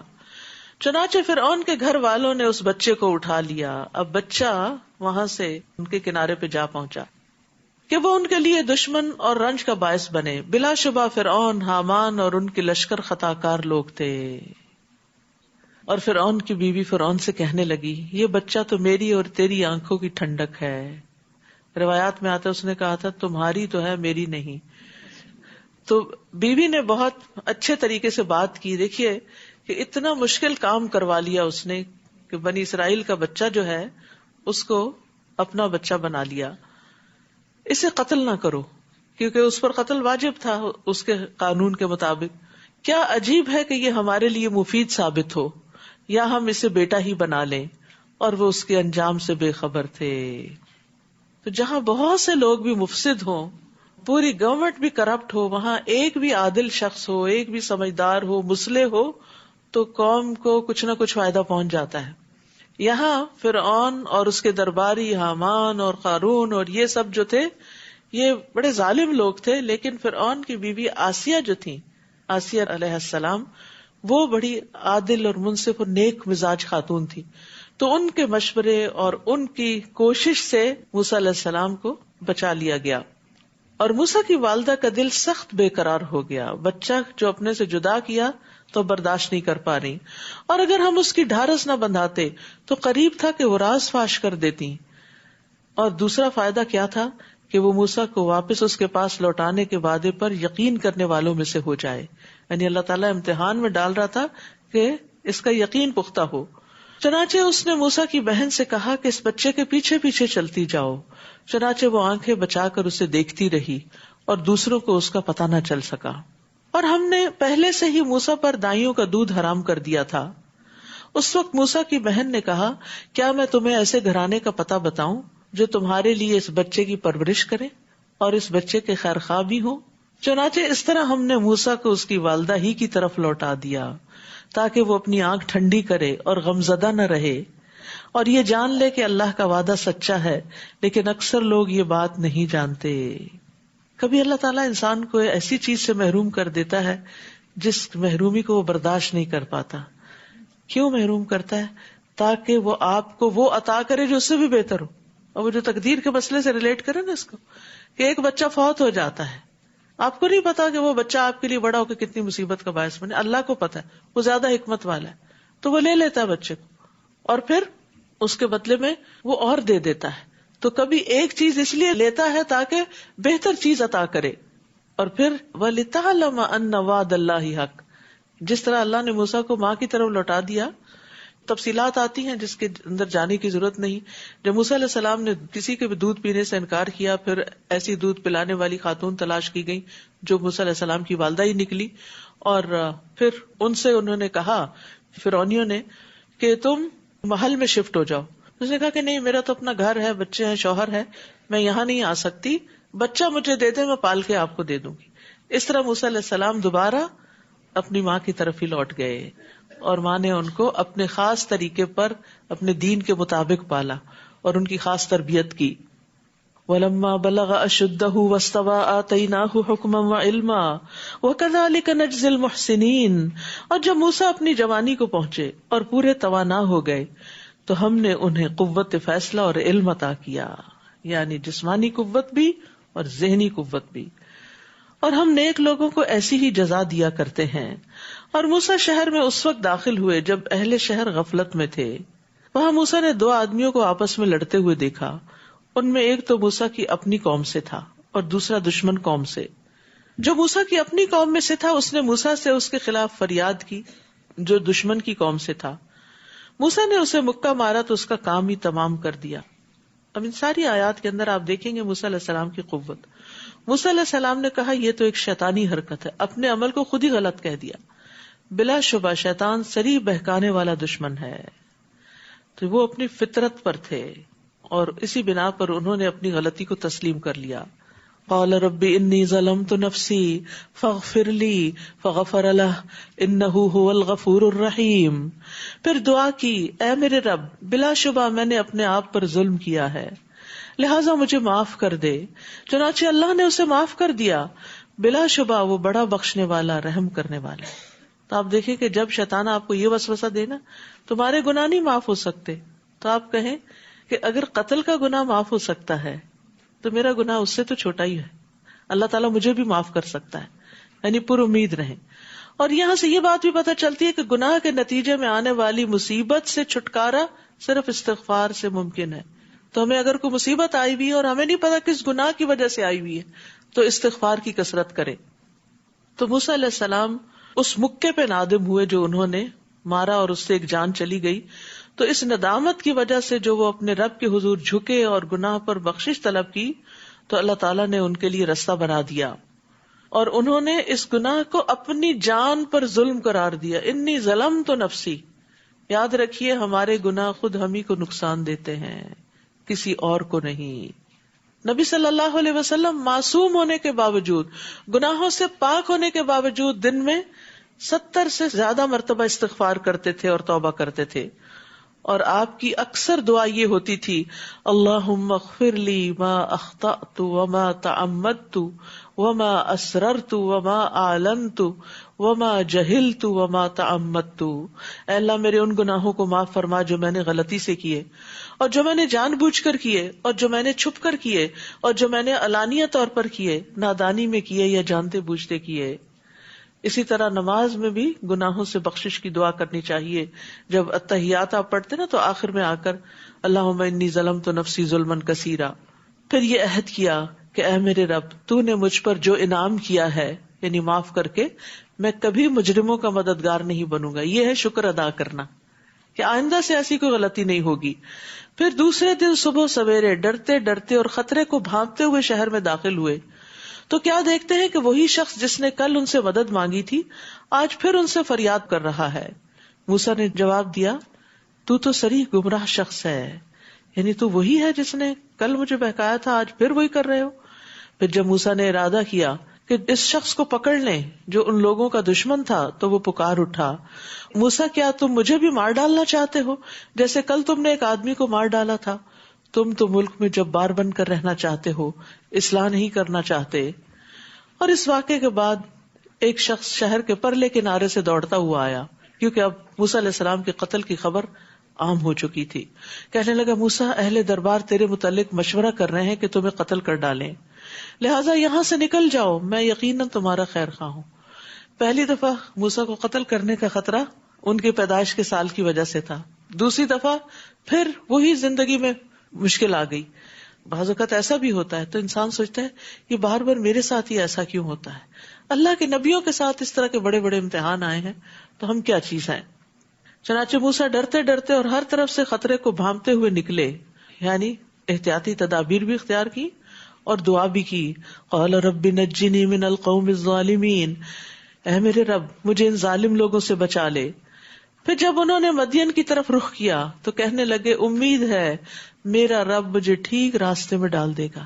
آپ دیکھ رہے ہیں یہاں ہر مرحلے پر موسیٰ علیہ السلام دعا کر رہے ہیں، ہر موقع پر اللہ کے ساتھ اپنا کنیکشن مضبوط کر رہے ہیں کہ مجھے امید ہے میرا رب مجھے سیدھا راستہ دکھائے گا۔ تو انسان راستے کی رہنمائی میں بھی اللہ کا محتاج ہے۔ جب کبھی راستہ بھول جائے نا، اور آپ کا GPS بھی راستہ بھول جائے، تو پھر یہ دعا ضرور پڑھیں، عسیٰ ربی ان یہدینی سواء السبیل۔ سواء السبیل کا مطلب یہ بھی ہے کہ اللہ تعالیٰ مجھے ایسے راستے پہ چلا کہ جو کسی مشقت کے بغیر ہے، بالکل ہموار ہے، مقصد تک پہنچانے والا ہے۔ پھر جب وہ مدین کے کنویں پر پہنچے تو دیکھا کہ بہت سے لوگ اپنے جانوروں کو پانی پلا رہے ہیں، اور ان سے ہٹ کر ایک طرف 2 عورتیں اپنی بکریوں کو روکے ہوئے کھڑی ہیں۔ موسیٰ نے ان سے پوچھا تمہارا کیا معاملہ ہے؟ وہ کہنے لگی ہم اس وقت تک پانی نہیں پلا سکتی جب تک یہ چرواہے پانی پلا کر واپس نہ چلے جائیں، اور ہمارا باپ بہت بوڑھا ہے۔ یعنی جچے تلے جامع الفاظ میں انہوں نے اپنا مدعا بیان کر دیا۔ چنانچہ موسیٰ نے ان عورتوں کی بکریوں کو پانی پلا دیا، بغیر کسی لالچ کے آگے بڑھ کر دوسرے کی خیر اور بھلائی کا کام کر دیا۔ پھر ایک سائیدار جگہ پر جا بیٹھے اور کہا ربی انی لما انزلت الی من خیر فقیر، اے میرے رب جو بھلائی بھی تو مجھ پر نازل کرے میں اس کا محتاج ہوں۔ پرفیکٹ ایگزامپل ہے اخلاص کے ساتھ لوگوں کی خدمت اور مدد اور صلہ صرف اللہ سے چاہنا، دعا اللہ سے کہ یا اللہ تجھ سے خیر کا محتاج ہوں۔ یہ نہیں کہا کہ دیکھو میں نے تمہارے ساتھ یہ بھلا کیا ہے، میری بھی تم کچھ مدد کرو، کوئی توقع ہی نہیں رکھی اور ان کے کہنے کے بغیر ہی ان کی مدد کر دی۔ تو یاد رکھیے کہ اللہ کو یہ بات بڑی پسند ہے کہ ہم لوگوں سے توقعات نہ رکھیں، اپنے رب سے رکھیں، اور یہ بھی کہ ہم جب رب سے مانگیں تو اپنے فقیر ہونے کا اظہار کریں، عاجزی کا، اللہ میں فقیر ہوں، محتاج ہوں۔ پھر اللہ کے سامنے اپنے ہاتھ پھیلائیں، کیونکہ اللہ تعالیٰ کو اس بات سے شرم آتی ہے کہ کوئی بندہ اس کے آگے اپنے دونوں ہاتھ پھیلائے اور وہ ان میں کوئی خیر نہ ڈالے۔ پھر اسی طرح یہ ہے کہ جو مسلمان اپنا چہرہ اللہ عز و جل کے سامنے گاڑ کر کسی چیز کا سوال کرتا ہے، اللہ اسے وہ چیز ضرور عطا کر دیتا ہے، خواہ جلدی عطا کرے یا اس کے لیے ذخیرہ کر کے رکھے۔ گاڑ کے کیسے؟ جیسے آپ سجدہ کرتے ہیں نا تو سجدے میں پڑھ کے بس جیسے میں نے سر نہیں اٹھانا جب تک میری دعا قبول نہ ہو جائے، اور اس میں آپ اپنے رب کو قریب ترین محسوس بھی کریں. تو اگر اس اعتبار سے دعا کریں گے تو دعا قبول ہوگی انشاءاللہ. تو اللہ سبحانہ وتعالیٰ نے موسیٰ علیہ السلام کو خیر عطا کر دی، انہیں علم اور حکمت عطا کیا تھا. پھر اللہ نے موسیٰ علیہ السلام کو قتل سے نجات دی. پھر یہ کہ ایک متکبر بادشاہ کے ہوتے ہوئے ان کی کامل تربیت کی، ان کے دین کی بھی حفاظت کی، اور جس جگہ پر جس محل میں ان کا آنا جانا تھا وہاں جو غلط نظریات اور عقائد تھے اور جو ماحول کی خرابی تھی اس سے بھی اللہ نے بچایا. اور پھر اللہ نے موسیٰ علیہ السلام کے ہاتھوں قوم کو چھٹکارا بھی دلایا. اور پھر موسیٰ علیہ السلام کو خوف خطرے کی حالت میں ایسے علاقے کی طرف رہنمائی کی جہاں ان کے لیے رہائش کا بھی بندوبست ہوا. اس دعا کے بعد شادی کا بھی ہوا، جاب بھی لگ گئی، سارے کام ہو گئے. اتنے میں ان دونوں عورتوں میں سے ایک عورت حیا کے ساتھ ان کے پاس چلتی ہوئی آئی اور کہنے لگی، آپ نے ہماری بکریوں کو جو پانی پلایا ہے تو میرا باپ آپ کو بلاتا ہے تاکہ آپ کو اس کا صلہ دے. پھر جب موسیٰ اس شخص کے پاس آئے اور انہیں اپنا سارا حال سنایا تو اس نے کہا، ڈرو نہیں، تم نے ان ظالموں سے نجات پا لی. یعنی یہ دوسرا علاقہ ہے، یہاں فرعون کی حکومت نہیں ہے. اور یہاں اللہ تعالیٰ خاص طور پر اس لڑکی کی حیا کا ذکر کرتے ہیں. تو گویا حیا ایسی صفت ہے جو اللہ تعالیٰ کو پسند ہے. حیا ایمان کا حصہ ہے. دونوں کو ایک دوسرے کے ساتھ اکٹھا کر دیا گیا، جب ایک اٹھتا تو دوسرا بھی اٹھ جاتا ہے. رسول اللہ صلی اللہ علیہ وسلم نے فرمایا، حیا ایمان کا حصہ ہے اور ایمان کا تعلق جنت سے ہے. ایک اور روایت میں آتا ہے، حیا سراسر خیر ہے. آپ صلی اللہ علیہ وسلم پردہ نشین کنواری لڑکیوں سے بھی زیادہ حیا دار تھے. تو یہ حیا ہمارے دین کا امتیازی نشان ہے. ان میں سے ایک بولی، ابا جان اسے اجرت پر رکھ لیجئے. بہترین آدمی جسے آپ اجرت پر رکھنا چاہیں وہی ہو سکتا ہے جو طاقتور اور امین ہو. طاقتور اور امین ہو. لیکن یہ دو کوالٹیز اکٹھی ہونا بہت مشکل ہوتا ہے. جو لوگ کام جانتے ہوتے ہیں، اسمارٹ ہوتے ہیں، وہ عام طور پر خیانت کرتے ہیں، وہ مالک کے ساتھ بھی کھیل جاتے ہیں. اور جو طاقتور نہیں ہوتے ذہنی طور پر یا جسمانی طور پر، وہ امانت دار ہوتے ہیں لیکن پھر کام کے نہیں ہوتے. یعنی ایک شخص بہت امانت دار ہے، کام ہی نہیں آتا اس کو، تو آپ کیا کریں گے اس سے؟ تو اس لیے جب بھی آپ دعا کریں کہ اللہ تعالیٰ مجھے مددگار عطا کر، تو ساتھ یہ بھی کہ اللہ قوی اور امین عطا کر. کیونکہ ہمارا دین ہمیں یہ تعلیم بھی دیتا ہے کہ جب کسی کو کوئی عہدہ دیا جائے، جب کسی کو کوئی امانت سپرد کی جائے، تو اس کے اندر یہ دو خوبیاں ضرور ہوں کہ وہ امانت کا حق ادا کرنے والا ہو، اور دوسرے یہ کہ اس کے اندر اس کام کے کرنے کی صلاحیت ہو. شعیب نے کہا، یعنی وہ جو ان بچیوں کے باپ تھے ان کے بارے میں آتا ہے، ان کا نام شعیب تھا، موسیٰ میں چاہتا ہوں کہ اپنی دونوں بیٹیوں میں سے ایک کا تجھ سے اس شرط پر نکاح کر دوں کہ تم میرے ہاں 8 برس ملازمت کرو، اور اگر 10 سال پورے کر دو تو تمہاری طرف سے مہربانی ہے. میں اس معاملے میں تم پر سختی نہیں کرنا چاہتا، انشاءاللہ تم مجھے نیک لوگوں میں سے پاؤ گے. تو گویا انہیں آئندہ 8 سال وہاں رہنا تھا، اس کی انہوں نے کمٹمنٹ کی. موسیٰ نے جواب دیا، یہ بات میرے اور آپ کے درمیان طے ہو گئی. ان دونوں مدتوں میں سے جو بھی میں پوری کر دوں اس کے بعد پھر کوئی زیادتی مجھ پر نہ ہو، اور جو کچھ قول و قرار ہم کر رہے ہیں اللہ اس پر نگہبان ہے. اپنا گھر، وطن، رشتہ دار، قوم، قبیلہ سب کچھ چھوڑ کے محروم ہو گئے، جدائی ہو گئی.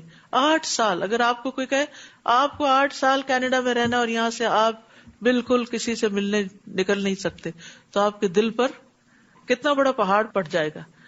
اپنی مرضی سے آپ 20 سال بھی رہ لیں، 20 سال بھی نہ جائیں، آپ کی اپنی مرضی ہو تو اور بات ہے. لیکن اگر آپ کو کوئی باندھے کہ 8 سال آپ یہاں سے ہل نہیں سکتے، تو وہ ایک قید کی طرح لگتا ہے. تو موسیٰ علیہ السلام نے 8 نہیں 10 سال پورے کیے. نبی صلی اللہ علیہ وسلم نے فرمایا، میں نے جبریل سے پوچھا موسیٰ نے دونوں مدتوں میں سے کون سی مدت پوری کی؟ تو انہوں نے کہا جو اس میں زیادہ کامل اور زیادہ مکمل تھی، یعنی 10 سال. تو اب یہ 10 سال کی محرومی کے بعد اور میچیورٹی کے بعد اور تیار کرنے کے بعد اللہ تعالیٰ اب موسیٰ علیہ السلام کو ایک بڑے مشن پر دوبارہ واپس مصر لے کے جاتے ہیں. پھر جب موسیٰ نے وہ مدت پوری کر لی اور اپنے اہل خانہ کو لے کر چلے، اب بیوی کو ساتھ لے جا رہے ہیں، تو یاد رکھیے شوہر کا یہ حق ہوتا ہے بیوی کو جہاں چاہے لے جائے. شادی کے بعد آپ کا کوئی اختیار باقی نہیں رہتا کہ آپ پابند کریں. ہاں، یہ کوئی لمیٹڈ عرصے کے لیے جیسے انہوں نے کیا تھا کہ 8 سال یہاں رہنا ہوگا، تو وہ الگ بات ہے، وہ شادی کی ٹرمز اینڈ کنڈیشنز میں کوئی بات لکھی جا سکتی ہے، لیکن مستقل طور پر باؤنڈ کر لینا تو یہ درست نہیں، کیونکہ شادی کے بعد شوہر کا حق ہوتا ہے کہ وہ بیوی کو اپنے ساتھ لے جائے، چاہے دوسرے ملک ہی لے جائے. تو پھر موسیٰ نے جب وہ مدت پوری کر لی اور اپنے اہل خانہ کو لے کر چلے تو طور پہاڑ کے ایک طرف انہیں آگ نظر آئی. انہوں نے اپنے اہل خانہ سے کہا تم یہاں ٹھہرو، میں نے ایک آگ سی دیکھی ہے، شاید میں وہاں سے تمہارے لیے کچھ راستے کی خبر یا آگ کا کوئی انگارہ ہی اٹھا لاؤں تاکہ تم تاپ سکو. ظاہر رات کا وقت تھا، ٹھنڈک تھی، تو موسیٰ علیہ السلام اپنے گھر والوں کی خدمت کے لیے نکلے. اس سے ہی پتہ چلتا ہے کہ سفر کے دوران ہسبینڈ کو بیوی بچوں کا بہت خیال رکھنا چاہیے، ان کی سردی گرمی کا، ٹیمپریچر کا. یہ نہیں کہ اپنی مرضی کا کار میں ٹیمپریچر سیٹ کر لیا، بیوی بچے چلاتے رہے، نہیں، ان کا بھی دھیان رکھنا چاہیے کہ انہیں کیا ضرورت ہے. پھر یہ کہ راستے میں کھانے پینے کا بھی اور باقی ضروریات کا بھی، کیونکہ مرد کو اللہ نے جو قوام بنایا ہے تو اسی وجہ سے بنایا ہے کہ وہ ان چیزوں کی ٹیک کیئر کرے. شکر ہے موسیٰ علیہ السلام نے بیوی سے نہیں کہا کہ جاؤ وہ آگ نظر آ رہی ہے کچھ لے آؤ وہاں سے. آج کل تو یہی ہو رہا ہے کہ تم ہی کراؤ سب کام. پھر جب موسیٰ وہاں پہنچے تو وادی کے کنارے مبارک خطے کے ایک درخت سے آواز آئی کہ اے موسیٰ، میں ہی اللہ ہوں، سارے جہانوں کا رب. سبحان اللہ. جب انسان خیر کے کام کرتا رہتا ہے نا اور خیر کے کام سے نکلتا ہے تو اللہ تعالیٰ خیر ہی عطا کرتا ہے. اب دیکھیں کہ وہ گھر والوں کی خدمت کے لیے نکلے تھے، اللہ نے کتنی بڑی خیر عطا کر دی. اللہ تعالیٰ ہم کلام ہوئے. یاد رکھیے نیکی نیکی کے دروازے کھولتی ہے اور برائی سے برائی لازم آتی ہے. تو جب کبھی نیکی کے کسی کام کا پتہ چلے، کوئی اپرچونٹی ملے، گھر گزرے، آپ کو نہیں معلوم وہاں سے آپ کو کیا خیر ملے. مدین گئے، وہاں خیر کا کام کیا تو اللہ نے رہنے کا انتظام کر دیا. واپسی پہ سفر کے دوران خیر کا کام کیا، گھر والوں کا خیال رکھا تو اللہ تعالیٰ نے نبوت سے نواز دیا. اور اللہ نے حکم دیا کہ اپنی لاٹھی پھینکو. پھر جب موسیٰ نے اس پھینکی ہوئی لاٹھی کو دیکھا تو وہ یوں حرکت کر رہی تھی جیسے کوئی سانپ ہے. موسیٰ پیٹ پھیر کر پیچھے ہٹے اور پیچھے مڑ کر بھی نہ دیکھا، ڈر گئے. اللہ تعالیٰ نے فرمایا آگے بڑھو اور ڈرو نہیں، تمہیں کچھ نہیں ہوگا. نیز اپنا ہاتھ اپنے گریبان میں ڈالو، وہ بغیر کسی تکلیف کے چمکتا ہوا نکلے گا. اور اگر ڈر محسوس ہو تو اپنا بازو اپنے جسم سے لگا لو. یہ ان کے لیے بھی تھا اور ہمارے لیے. کبھی خوف محسوس ہو رہا نا تو دل پہ ہاتھ رکھ لے کر، اکثر لوگ رکھتے بھی ہیں، کہتے دیکھو میرا دل کتنا دھڑک رہا ہے. تو جب آپ دل پہ ہاتھ رکھتے ہیں تو وہ دل کو قرار آنے لگتا ہے، یعنی اس کو تھپکی ملتی ہے اور اس کو تسلی ہوتی ہے اور آپ ٹھیک ہونے لگتے ہیں، کیونکہ خوف کا تعلق دل کے ساتھ ہے. یہ تیرے رب کی طرف سے 2 معجزے ہیں جنہیں تم فرعون اور اس کے درباریوں کے سامنے پیش کر سکتے ہو. وہ بڑے نافرمان لوگ ہیں.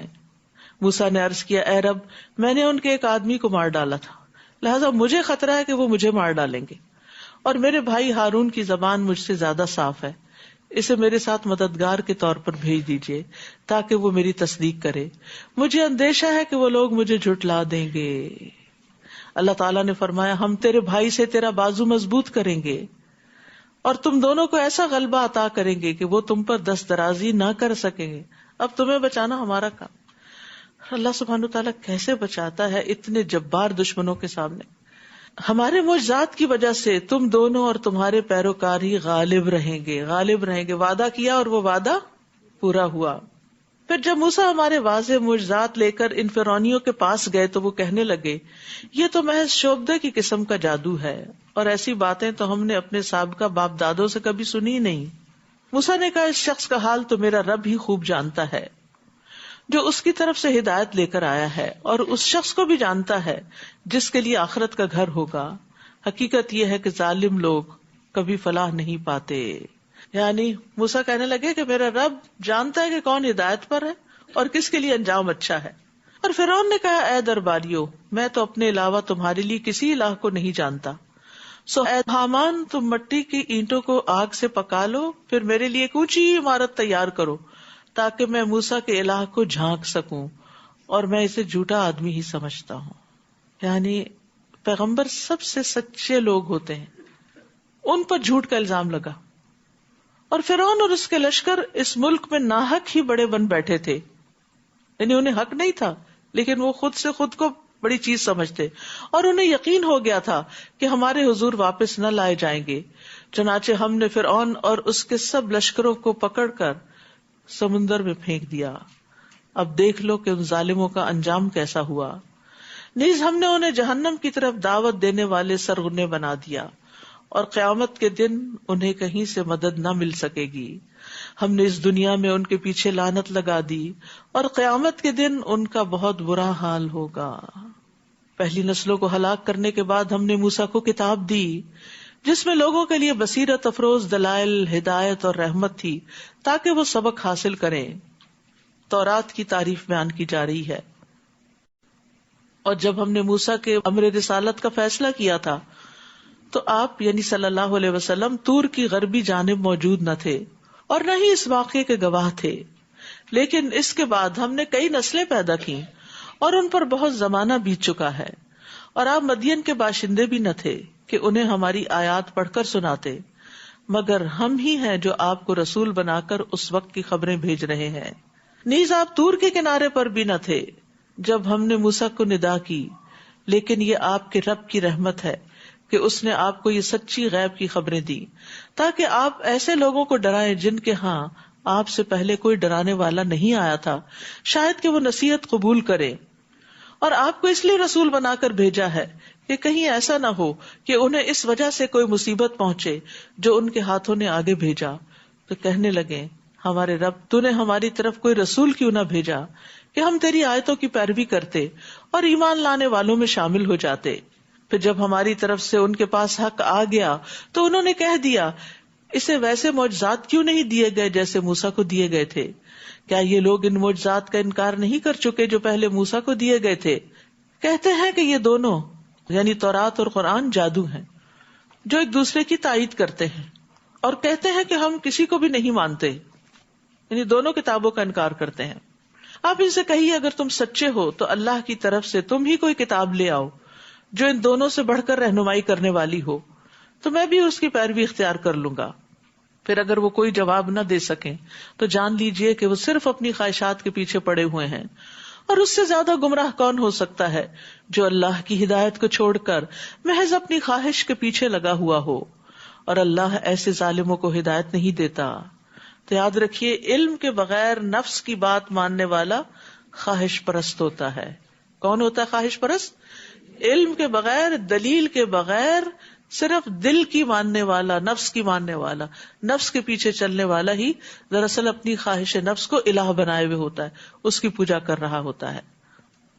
تو یاد رکھیے کہ ہمیں صرف قرآن ہی نہیں، نبی صلی اللہ علیہ وسلم کی طرف سے آنے والی باتوں کو بھی سنجیدگی سے لینا چاہیے. یعنی حدیث کا بھی انکار نہیں کرنا چاہیے کہ یہ حدیث تو میرے دل کو نہیں لگتی، اور یہ تو میری عقل میں نہیں آتی، اور یہ تو میری سمجھ میں نہیں آتی. نہیں، قرآن کی بہت سی آیات ایسی ہیں جن کو سمجھنا ہماری عقل کا کام نہیں، یا ہماری عقل نہیں ان کو سمجھ پاتی. اب جیسے چیوٹی کی آواز سن لینا، عقل میں تو نہیں آتا، اتنی چھوٹی سی اور اس کی آواز زیادہ سے زیادہ کتنی بڑی ہوگی. لیکن اللہ تعالیٰ نے قرآن میں بتایا کہ چیوٹی بولی، اور اس نے اپنے لشکر سے کیا کہا، اپنے کالونی سے کیا کہا، اور پھر اس کو کیا کچھ پتا تھا، ہد ہد جو بولا. تو عقل تو نہیں مانتی اس کو کہ ہد ہد اتنی لمبی چوڑی باتیں کرے گا اور اتنی سمجھ رکھے گا. تو اسی طرح حدیث میں بھی بعض باتیں ایسی ہیں جو انسان کے امتحان کے لیے ہے کہ بظاہر عقل نہیں مانتی، لیکن ان کو بھی اگر وہ صحیح سورس سے اوتھینٹک ہیں تو اس لیے مان لینا چاہیے کہ نبی صلی اللہ علیہ وسلم جھوٹ نہیں بولتے تھے. آپ نے جو بتایا ہے سچ ہی بتایا. کچھ باتیں آج نہیں، ہو سکتا ہے کئی سو سال بعد ہمارے بعد وہ ثابت ہو جائیں. قرآن مجید میں اللہ تعالیٰ فرماتے ہیں فَلْيَحْذَرِ الَّذِينَ يُخَالِفُونَ عَنْ أَمْرِهِ أَن تُصِيبَهُمْ فِتْنَةٌ أَوْ يُصِيبَهُمْ عَذَابٌ أَلِيمٌ. سو لازم ہے کہ وہ لوگ ڈریں جو اس کا حکم ماننے سے پیچھے رہتے ہیں کہ انہیں کوئی فتنہ آ پہنچے یا انہیں دردناک عذاب آ پہنچے. تو اپنی رائے کو، اپنی لاجک کو، اپنی عقل کو قرآن و سنت سے آگے رکھنا جو ہے یہ درست نہیں. اس بات سے ڈرنا چاہیے. اور ہم انہیں لگاتار نصیحت کی باتیں پہنچاتے رہے ہیں تاکہ وہ نصیحت کو قبول کریں. جن لوگوں کو ہم اس سے پہلے کتاب دے چکے ہیں یعنی تورات، وہی اس کتاب پر ایمان لاتے ہیں، یعنی اس میں سے جو مسلمان ہو گئے ہیں. اور جب انہیں پڑھ کر سنایا جاتا ہے یعنی قرآن، تو کہتے ہیں ہم اس بات پر ایمان لاتے ہیں کہ یہ قرآن ہمارے رب کی طرف سے سچی کتاب ہے، ہم تو اس سے پہلے بھی اللہ کے سچے فرما بردار تھے. اولئک یؤتون اجرہم مرتین، یہی لوگ ہیں جن کا اجر 2 بار دیا جائے گا اس ثابت قدمی کے بدلے جو انہوں نے دکھائی ہے، اور وہ برائی کا جواب بھلائی سے دیتے ہیں، اور جو کچھ ہم نے انہیں دے رکھا ہے اس میں سے وہ خرچ کرتے ہیں. تو اس سے کیا پتہ چلتا ہے کہ اہل کتاب میں سے اگر کوئی اپنے نبی کو مانتا ہے، اپنی کتاب کو مانتا ہے، اور ساتھ محمد صلی اللہ علیہ وسلم کا اقرار کرتا ہے اور قرآن کو بھی مانتا ہے، تو اس کے لیے دگنا اجر ہے، یعنی دوہرا ایمان دوہرا اجر. پھر ان کی خوبی کیا ہے؟ نمبر 1 صبر، اور نمبر 2 برائی کو اچھائی سے دور کرتے ہیں، اور نمبر 3 رزق خرچ کرتے ہیں، اللہ کے راستے میں دیتے ہیں. یہاں خاص طور پر برائی کو بھلائی سے بدلنا جو ہے یہ بڑا اہم ہے. یعنی بعض اوقات ہم صبر بھی کر جاتے ہیں، کچھ نہیں کہتے کسی کو، اور مال بھی خرچ کر لیتے ہیں، لیکن برائی کا بدلہ نہ دینا تو سمجھ میں آتا ہے کہ چلو معاف کیا، لیکن اچھائی سے دینا یہ بہت بڑی بات ہے. یہ بہت بڑے صبر کی بات ہوتی کہ کوئی آپ سے برا کرے اور آپ اس پر احسان کریں، جو آپ کو اکنالج ہی نہ کرے. کہیں آپ کسی مجلس میں ہو، شادی میں، خوشی میں، غمی میں، اور وہ آپ کو اکنالج بھی نہ کرے اور وہ یہ سوچے کہ گویا آپ ایگزسٹ ہی نہیں کرتے. ایسے لوگوں کو اٹھ کے جا کے خود سلام کرنا، اور پھر اگر وہ ضرورت مند ہے تو ان کی ضرورت پوری کرنا، اور ان کے ساتھ اور ان کے بچوں کے ساتھ احسان اور بھلائی کرنا، یہ بہت اعلیٰ درجے کی، بہت بلند مقام لوگوں کی کوالٹیز ہوتی ہیں. ورنہ عموماً ہم کیا کرتے ہیں، ہمارا رویہ کیا ہوتا ہے؟ چونکہ یہ خاندانوں میں اس طرح کے مسائل پیش آتے ہیں، اس لیے ان کو ہائی لائٹ کر رہی ہوں کہ اگر کوئی ہمیں نہیں پوچھتا خاندان میں سے تو ہم بھی نہیں پوچھتے. ہمیں کیا ضرورت ہے پیچھے جانے کی؟ ہم کوئی ایسے گئے گزرے، ہم کو راہ میں پڑے ہوئے، نہیں تو نہ صحیح، یعنی اکڑ دکھاتے ہیں وہاں. اچھا، پھر اسی طرح اگر آپ نے کسی کو دیا، کسی کے بچے کی فیس دی، کوئی مدد کی، اس نے پلٹ کے شکریہ کا خط نہیں لکھا، میسج نہیں کیا، پھر کیا کرتے ہیں؟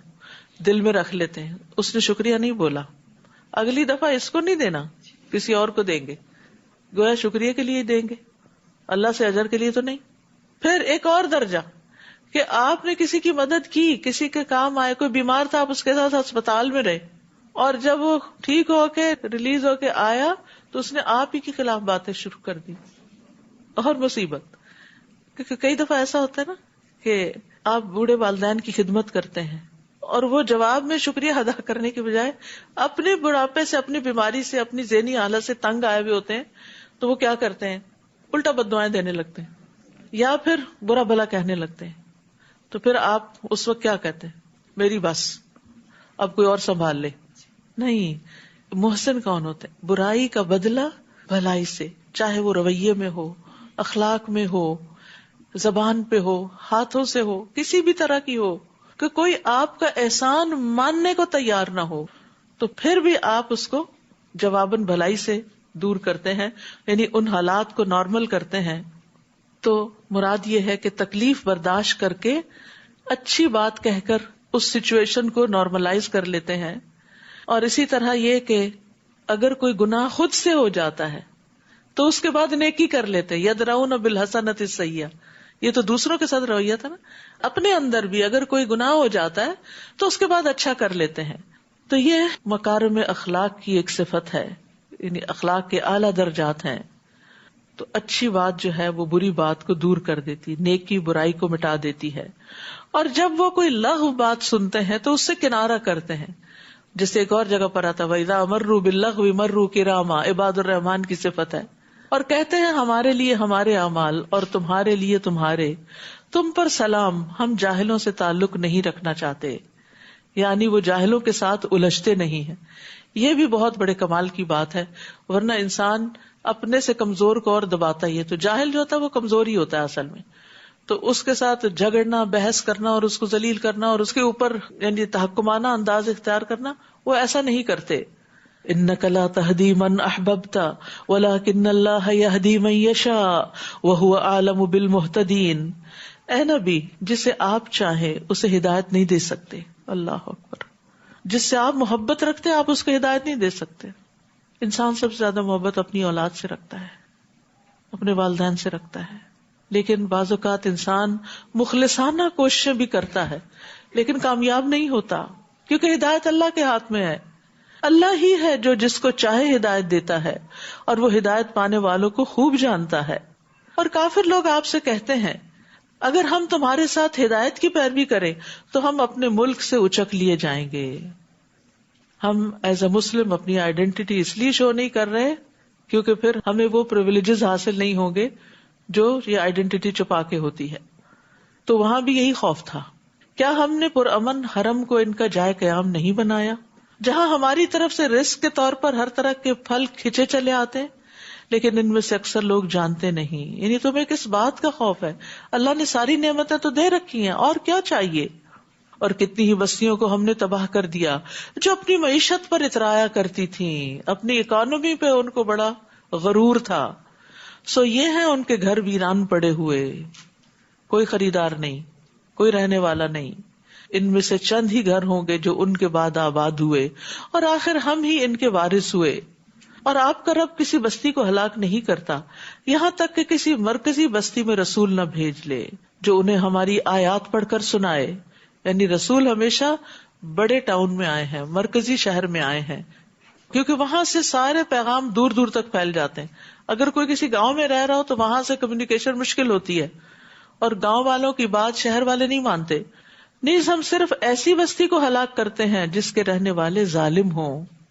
وَمَا أُوتِيتُم مِّن شَيْءٍ فَمَتَاعُ الْحَيَاةِ الدُّنْيَا وَزِينَتُهَا. تمہیں جو کچھ بھی دیا گیا ہے وہ بس دنیاوی زندگی کا سامان ہے اور اس کی زینت ہے. تمہارے پاس جو کچھ ہے بس یہ یہاں کے لیے ہے، مال و دولت سب یہاں کے فائدے اٹھانے. اور یہاں ہم نے کتنا کھا لینا ہوتا ہے، کتنا ہنڈا لینا ہوتا ہے، کتنا استعمال کر سکتے ہیں. ٹھیک ہے، جب بیسک نیسیسٹیز پوری ہو جائیں تو انسان کو اچھے اعمال کی فکر زیادہ کرنی چاہیے، وہاں کے لیے زیادہ جمع کرنا چاہیے. تو یہ سب کچھ یہاں ہی کا ہے، اور جو کچھ اللہ کے ہاں ہے وہ بہتر اور باقی رہنے والا ہے. یعنی اس مال اور زندگی سے اپنی آخرت کماؤ. کیا تم سوچتے نہیں؟ بھلا جسے ہم نے کوئی اچھا وعدہ دیا ہو اور وہ اسے پانے والا ہو، اس شخص کی طرح ہو سکتا ہے جسے ہم نے دنیاوی زندگی کا سامان دے رکھا ہو، پھر وہ قیامت کے دن سزا یا جواب دہی کے لیے پیش کیا جانے والا ہو، جس دن اللہ انہیں پکارے گا اور ان سے پوچھے گا کہاں ہیں وہ جنہیں تم میرا شریک سمجھا کرتے تھے؟ اور وہ لوگ اللہ کے مذمومہ شریک یعنی جن کا دعویٰ کرتے تھے، جن پر عذاب کی بات واجب ہو جائے گی، کہیں گے اے ہمارے رب، ہم نے ان لوگوں کو ایسے ہی گمراہ کیا جیسے ہم خود گمراہ تھے. اب ہم آپ کے سامنے ان سے برات کا اظہار کرتے ہیں، انہوں نے ہماری عبادت نہیں کی تھی. اور ان پیروکاروں سے کہا جائے گا اب اپنے شریکوں کو مدد کے لیے پکارو، چنانچہ وہ پکاریں گے مگر یہ شریک انہیں کوئی جواب نہیں دیں گے، اور سب کے سب عذاب دیکھ لیں گے. کاش وہ ہدایت پانے والے ہوتے. اور جس دن اللہ تعالیٰ انہیں پکارے گا اور پوچھے گا تم نے رسولوں کو کیا جواب دیا تھا، تو اس دن انہیں جواب دینے کو کوئی بات بھی سجھائی نہ دے گی، اور نہ ہی آپس میں وہ ایک دوسرے سے کچھ پوچھ سکیں گے. البتہ جس شخص نے توبہ کر لی اور ایمان لے آیا اور نیک عمل کیے تو امید ہے کہ وہ فلاح پا سکے. وَرَبُّكَ يَخْلُقُ مَا يَشَاءُ وَيَخْتَارُ.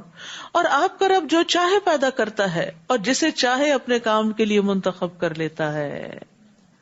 اسی لیے وہ دعا کرنی چاہیے اللہم استخدمنی ولا تستبدلنی، کہ اللہ مجھ سے اپنے دین کی خدمت کا کام لیتا رہے اور مجھے تبدیل نہ کرنا، کہ میں چھوڑ دوں اس کو اور کوئی اور میری جگہ کرے، نہیں، تو یہ کام مجھی سے لے.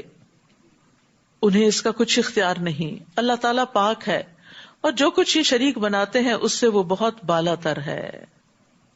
یاد رکھیے خیر اللہ کے ہاتھ میں ہے، اس لیے کسی بھی کام کے وقت اللہ سے خیر کی دعا کرنی چاہیے. خیر کی دعا کا نام کیا ہے؟ استخارہ، یعنی استخارہ کرنا چاہیے. بعض علماء کہتے ہیں کسی بندے کو دنیا کے کاموں میں سے کسی اہم کام کے لیے اس وقت تک پیش قدمی نہیں کرنی چاہیے جب تک اللہ سے اس کے بارے میں خیر کا سوال نہ کر لے. اسے چاہیے کہ نماز استخارہ کی 2 رکعات ادا کر لیا کرے. نبی صلی اللہ علیہ وسلم قرآن کی سورتوں کی طرح ہی استخارے کی تعلیم دیتے تھے. استخارہ شرمندگی سے بچنے کا سبب ہوتا ہے. ابن تیمیہ کہتے ہیں جو آدمی اللہ تعالیٰ سے خیر طلب کرے، مخلوق سے مشورہ کرے اور اپنے کام میں ثابت قدمی اختیار کرے، اسے کبھی شرمندگی کا سامنا نہیں کرنا پڑتا. بظاہر خیر کے کام میں بھی استخارہ کر لینا چاہیے. جیسے نبی صلی اللہ علیہ وسلم نے جب حضرت زینب کو نکاح کا پیغام بھیجا تھا تو انہوں نے کیا جواب دیا تھا کہ میں اس وقت تک فیصلہ نہیں کروں گی جب تک میں استخارہ نہ کر لوں، اپنے رب سے دعا نہ کر لوں. لہٰذا وہ اپنی نماز کی طرف اٹھی، نماز استخارہ شروع کی. ادھر سے قرآن میں حکم اتر آیا کہ ہم نے تمہارا نکاح ان سے کر دیا ہے. تو رسول اللہ صلی اللہ علیہ وسلم بغیر اجازت کے ان کے پاس آ گئے. تو اس سے پتہ چلتا ہے کہ جو کام نیک بھی ہو، اچھا بھی لگ رہا ہو، پھر بھی استخارہ کرے. کیونکہ کچھ لوگوں کو میں نے کہتے سنا کہ اب یہ تو ایک نیکی کا کام ہے، مثلا حج پہ آپ نے جانا ہے تو آپ ضرور استخارہ کریں تاکہ آپ کے لیے آسانیاں ہوں. اور اگر اس سال آپ کے لیے جانا بہتر نہیں تو اللہ تعالیٰ پھر آپ کو جلد موقع عطا کر دے. اور آپ کا رب خوب جانتا ہے جو کچھ یہ اپنے سینوں میں چھپاتے ہیں اور جو کچھ وہ ظاہر کرتے ہیں. وہی اللہ ہے جس کے سوا کوئی الہ نہیں، اسی کے لیے حمد ہے اس دنیا میں بھی اور آخرت میں بھی. حکم اسی کا چلتا ہے اور تم اسی کی طرف لوٹائے جاؤ گے. آپ ان سے پوچھئے بھلا دیکھو تو اگر اللہ قیامت کے دن تک ہمیشہ تم پر رات ہی طاری کر دیتا تو اللہ کے سوا کوئی الہ ہے جو تمہیں روشنی لا دیتا؟ کیا تم سنتے نہیں؟ ان سے پوچھئے بھلا دیکھو اگر اللہ قیامت کے دن تک ہمیشہ تم پر دن ہی چڑھائے رکھتا تو اللہ کے سوا کوئی الہ ہے جو تمہارے لیے رات لے کر آتا جس میں تم آرام کر سکتے؟ کیا تم دیکھتے نہیں یہ اس کی رحمت ہے کہ اس نے تمہارے لیے رات اور دن بنائے تاکہ تم رات کو آرام کر سکو اور دن کو اس کا فضل تلاش کر سکو. اگر سوچو تو شاید تم اس کے شکر گزار بنو. یہ آیت ہمیں بتاتی ہے کہ فطرت پر ہونا کیا ہے، دن میں کام، رات کو آرام. بوقت ضرورت رات کو کام کیا جا سکتا ہے لیکن فائدہ اسی میں ہے کہ انسان رات کو آرام کرے. اور جس دن اللہ انہیں پکارے گا اور پوچھے گا کہاں ہے وہ جنہیں تم میرا شریک خیال کرتے تھے، اور ہم ہر ایک امت سے ایک گواہ نکال لیں گے، پھر اسے کہیں گے کہ اس شرک پر اپنی دلیل پیش کرو، کیوں شرک کیا تھا. اب انہیں معلوم ہو جائے گا کہ بات اللہ ہی کی سچی تھی اور جو کچھ وہ جھوٹ گھڑتے تھے انہیں کچھ یاد نہ آئے گا. ان قارون کان من قوم موسیٰ فبغى علیہم، بلا شبہ قارون موسیٰ کی قوم یعنی بنی اسرائیل میں سے تھا، پھر وہ اپنی قوم کے خلاف ہو گیا اور دشمن قوم سے مل گیا، فرعونیوں کے ساتھ جا ملا. ایسے لوگ ہوتے ہیں ہر دور میں. اور ہم نے اسے اتنے خزانے دیے تھے جن کی چابیاں ایک طاقتور جماعت بمشکل اٹھا سکتی تھی. ایک دفعہ اس کی قوم کے لوگوں نے اس سے کہا اتنا مت اتراؤ، اللہ اترانے والوں کو پسند نہیں کرتا، فخر کرنے والوں کو پسند نہیں کرتا. تو یاد رکھیے دنیا کے مال پر وہی اتراتا اور بہت خوش ہوتا ہے جس سے آخرت کی فکر نہیں ہوتی، آخرت سے غافل ہوتا ہے. وابتغ فیما آتاک اللہ الدار الآخرہ، جو مال و دولت اللہ نے تجھے دے رکھا ہے اس سے آخرت کا گھر بنانے کی فکر کرو. یہ اللہ نے اس لیے نہیں دیا کہ صرف دنیا بنا کے چھوڑ جاؤ اوروں کے آرام کے لیے، بلکہ اس سے آخرت بناؤ. اور دنیا میں بھی اپنا حصہ فراموش نہ کرو، اپنی ضرورت ضرور پوری کرو، اور لوگوں سے ایسے ہی احسان کرو جیسے اللہ نے تمہارے ساتھ بھلائی کی ہے. اور ملک میں فساد پیدا کرنے کی کوشش نہ کرو کیونکہ اللہ فساد کرنے والوں کو پسند نہیں کرتا. تو پتہ یہ چلتا ہے کہ فساد کہاں سے پیدا ہوتا ہے، مال و دولت سے. جب زیادہ ہو جاتا ہے نا تو بگاڑ آ جاتا ہے. اللہ نے ہماری زندگی کا مقصد کیا رکھا ہے؟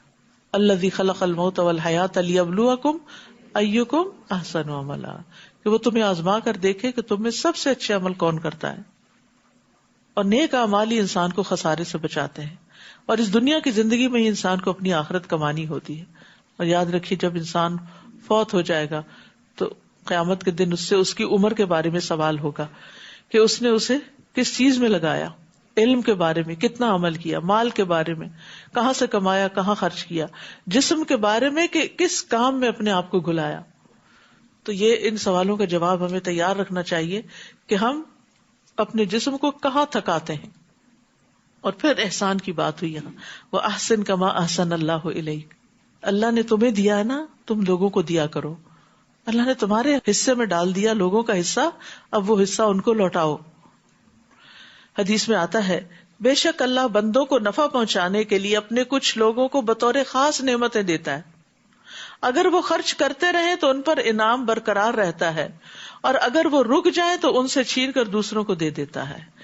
تو نعمتیں برقرار رہتی ہیں اگر اس میں سے ہم دوسروں کا حصہ نکالتے رہیں اور صرف اپنے لیے سب کچھ جمع کر کے نہ رکھیں. وہ کہنے لگا یہ تو جو کچھ مجھے ملا ہے اس علم کی بدولت ملا ہے جو مجھے حاصل تھا.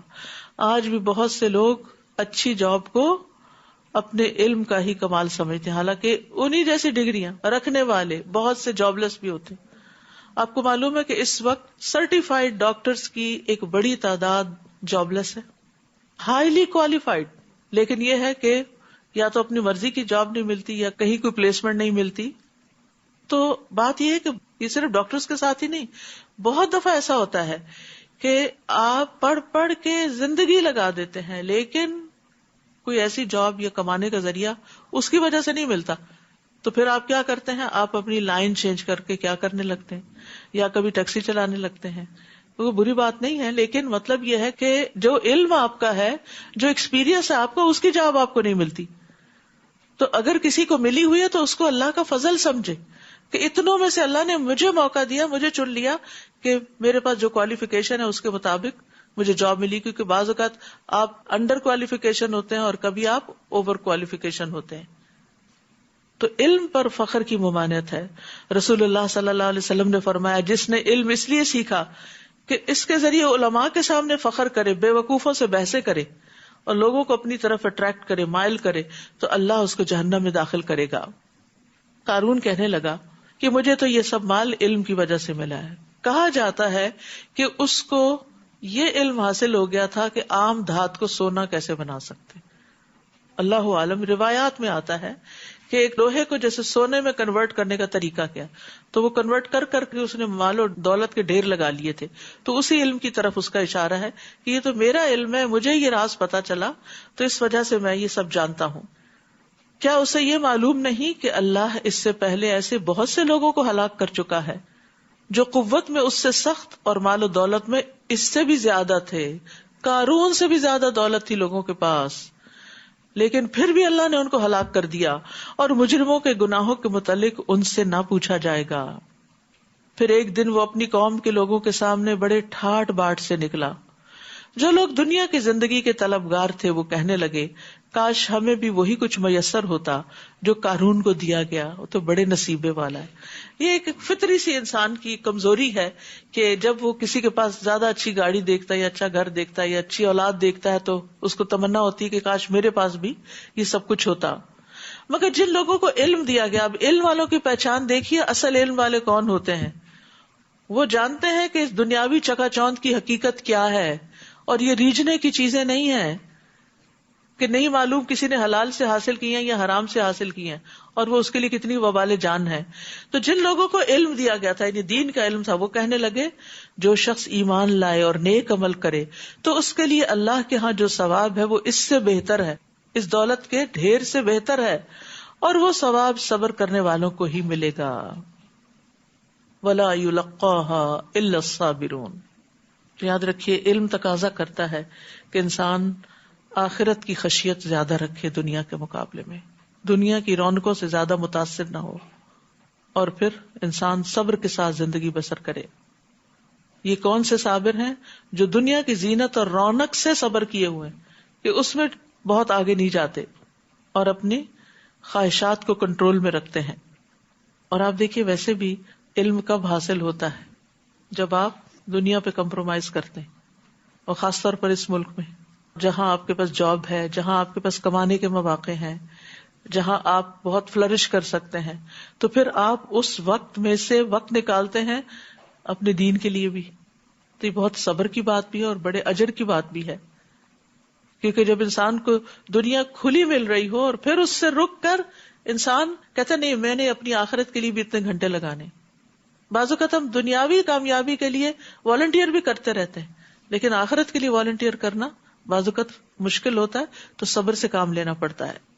اگر آپ سلف کے احوال جانیں، امام بخاری نے کیسے علم حاصل کیا اور دیگر لوگوں نے کس طرح ہزاروں میل کے سفر انہوں نے پیدل طے کیے، روکھے سوکھے پہ گزارا کیا، سخت مشقتیں برداشت کی، اور پھر سارا دن پڑھتے تھے. روایتوں میں آتا ہے کہ بعض سلف اپنا سارا دن علم کی مجلس سے پر کر لیتے، ایک مجلس ختم نہ ہوتی کہ دوسری کی طرف چلے جاتے، یہاں تک کہ ان کو اپنے کھانے کے لیے اور پکانے کے لیے بھی وقت نہ ملتا تو کبھی کبھی صرف کچا کھا کے گزارا کرتے تھے، یعنی پکانے کے لیے بھی وقت نہیں ہوتا تھا. لیکن اس سارے صبر کے ذریعے انہوں نے دین کا علم حاصل کیا، جس سے خود بھی فائدہ اٹھایا اور کثیر مخلوق کو فائدہ پہنچایا. اگر یہ لوگ محنتیں نہ کرتے، قربانیاں نہ کرتے، تو آج یہ سب علم ہمارے پاس اتنا صاف ستھرا ہو کے کیسے پہنچتا. پھر ہم نے قارون اور اس کے گھر کو زمین میں دھنسا دیا تو اس کے حامیوں کی کوئی جماعت ایسی نہ تھی جو اللہ کے مقابلے میں اس کی مدد کرتی، اور نہ ہی وہ خود بدلہ لے سکا. اب وہی لوگ جو کل تک قارون کے رتبے کی تمنا کر رہے تھے، مالدار بننا چاہتے تھے، کہنے لگے افسوس ہماری حالت پر، اللہ ہی اپنے بندوں میں سے جس کا چاہے رزق کشادہ کر دیتا ہے اور جس کا چاہے تنگ کر دیتا ہے. اگر اللہ ہم پر احسان نہ کرتا تو ہمیں بھی زمین میں دھنسا دیتا.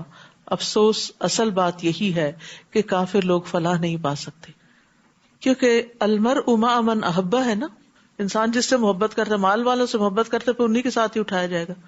تو چونکہ اللہ نے ان کو دین کی سمجھ دی تھی تو یہ ڈر گئے کہ شکر ہے ہمارا انجام بھی قارون کے ساتھ نہیں ہوا، ہم بھی وہی تمنا کر رہے تھے جو قارون کے پاس تھا. تلک الدار الآخرۃ نجعلها للذین لا یریدون علوا فی الارض ولا فسادا والعاقبۃ للمتقین.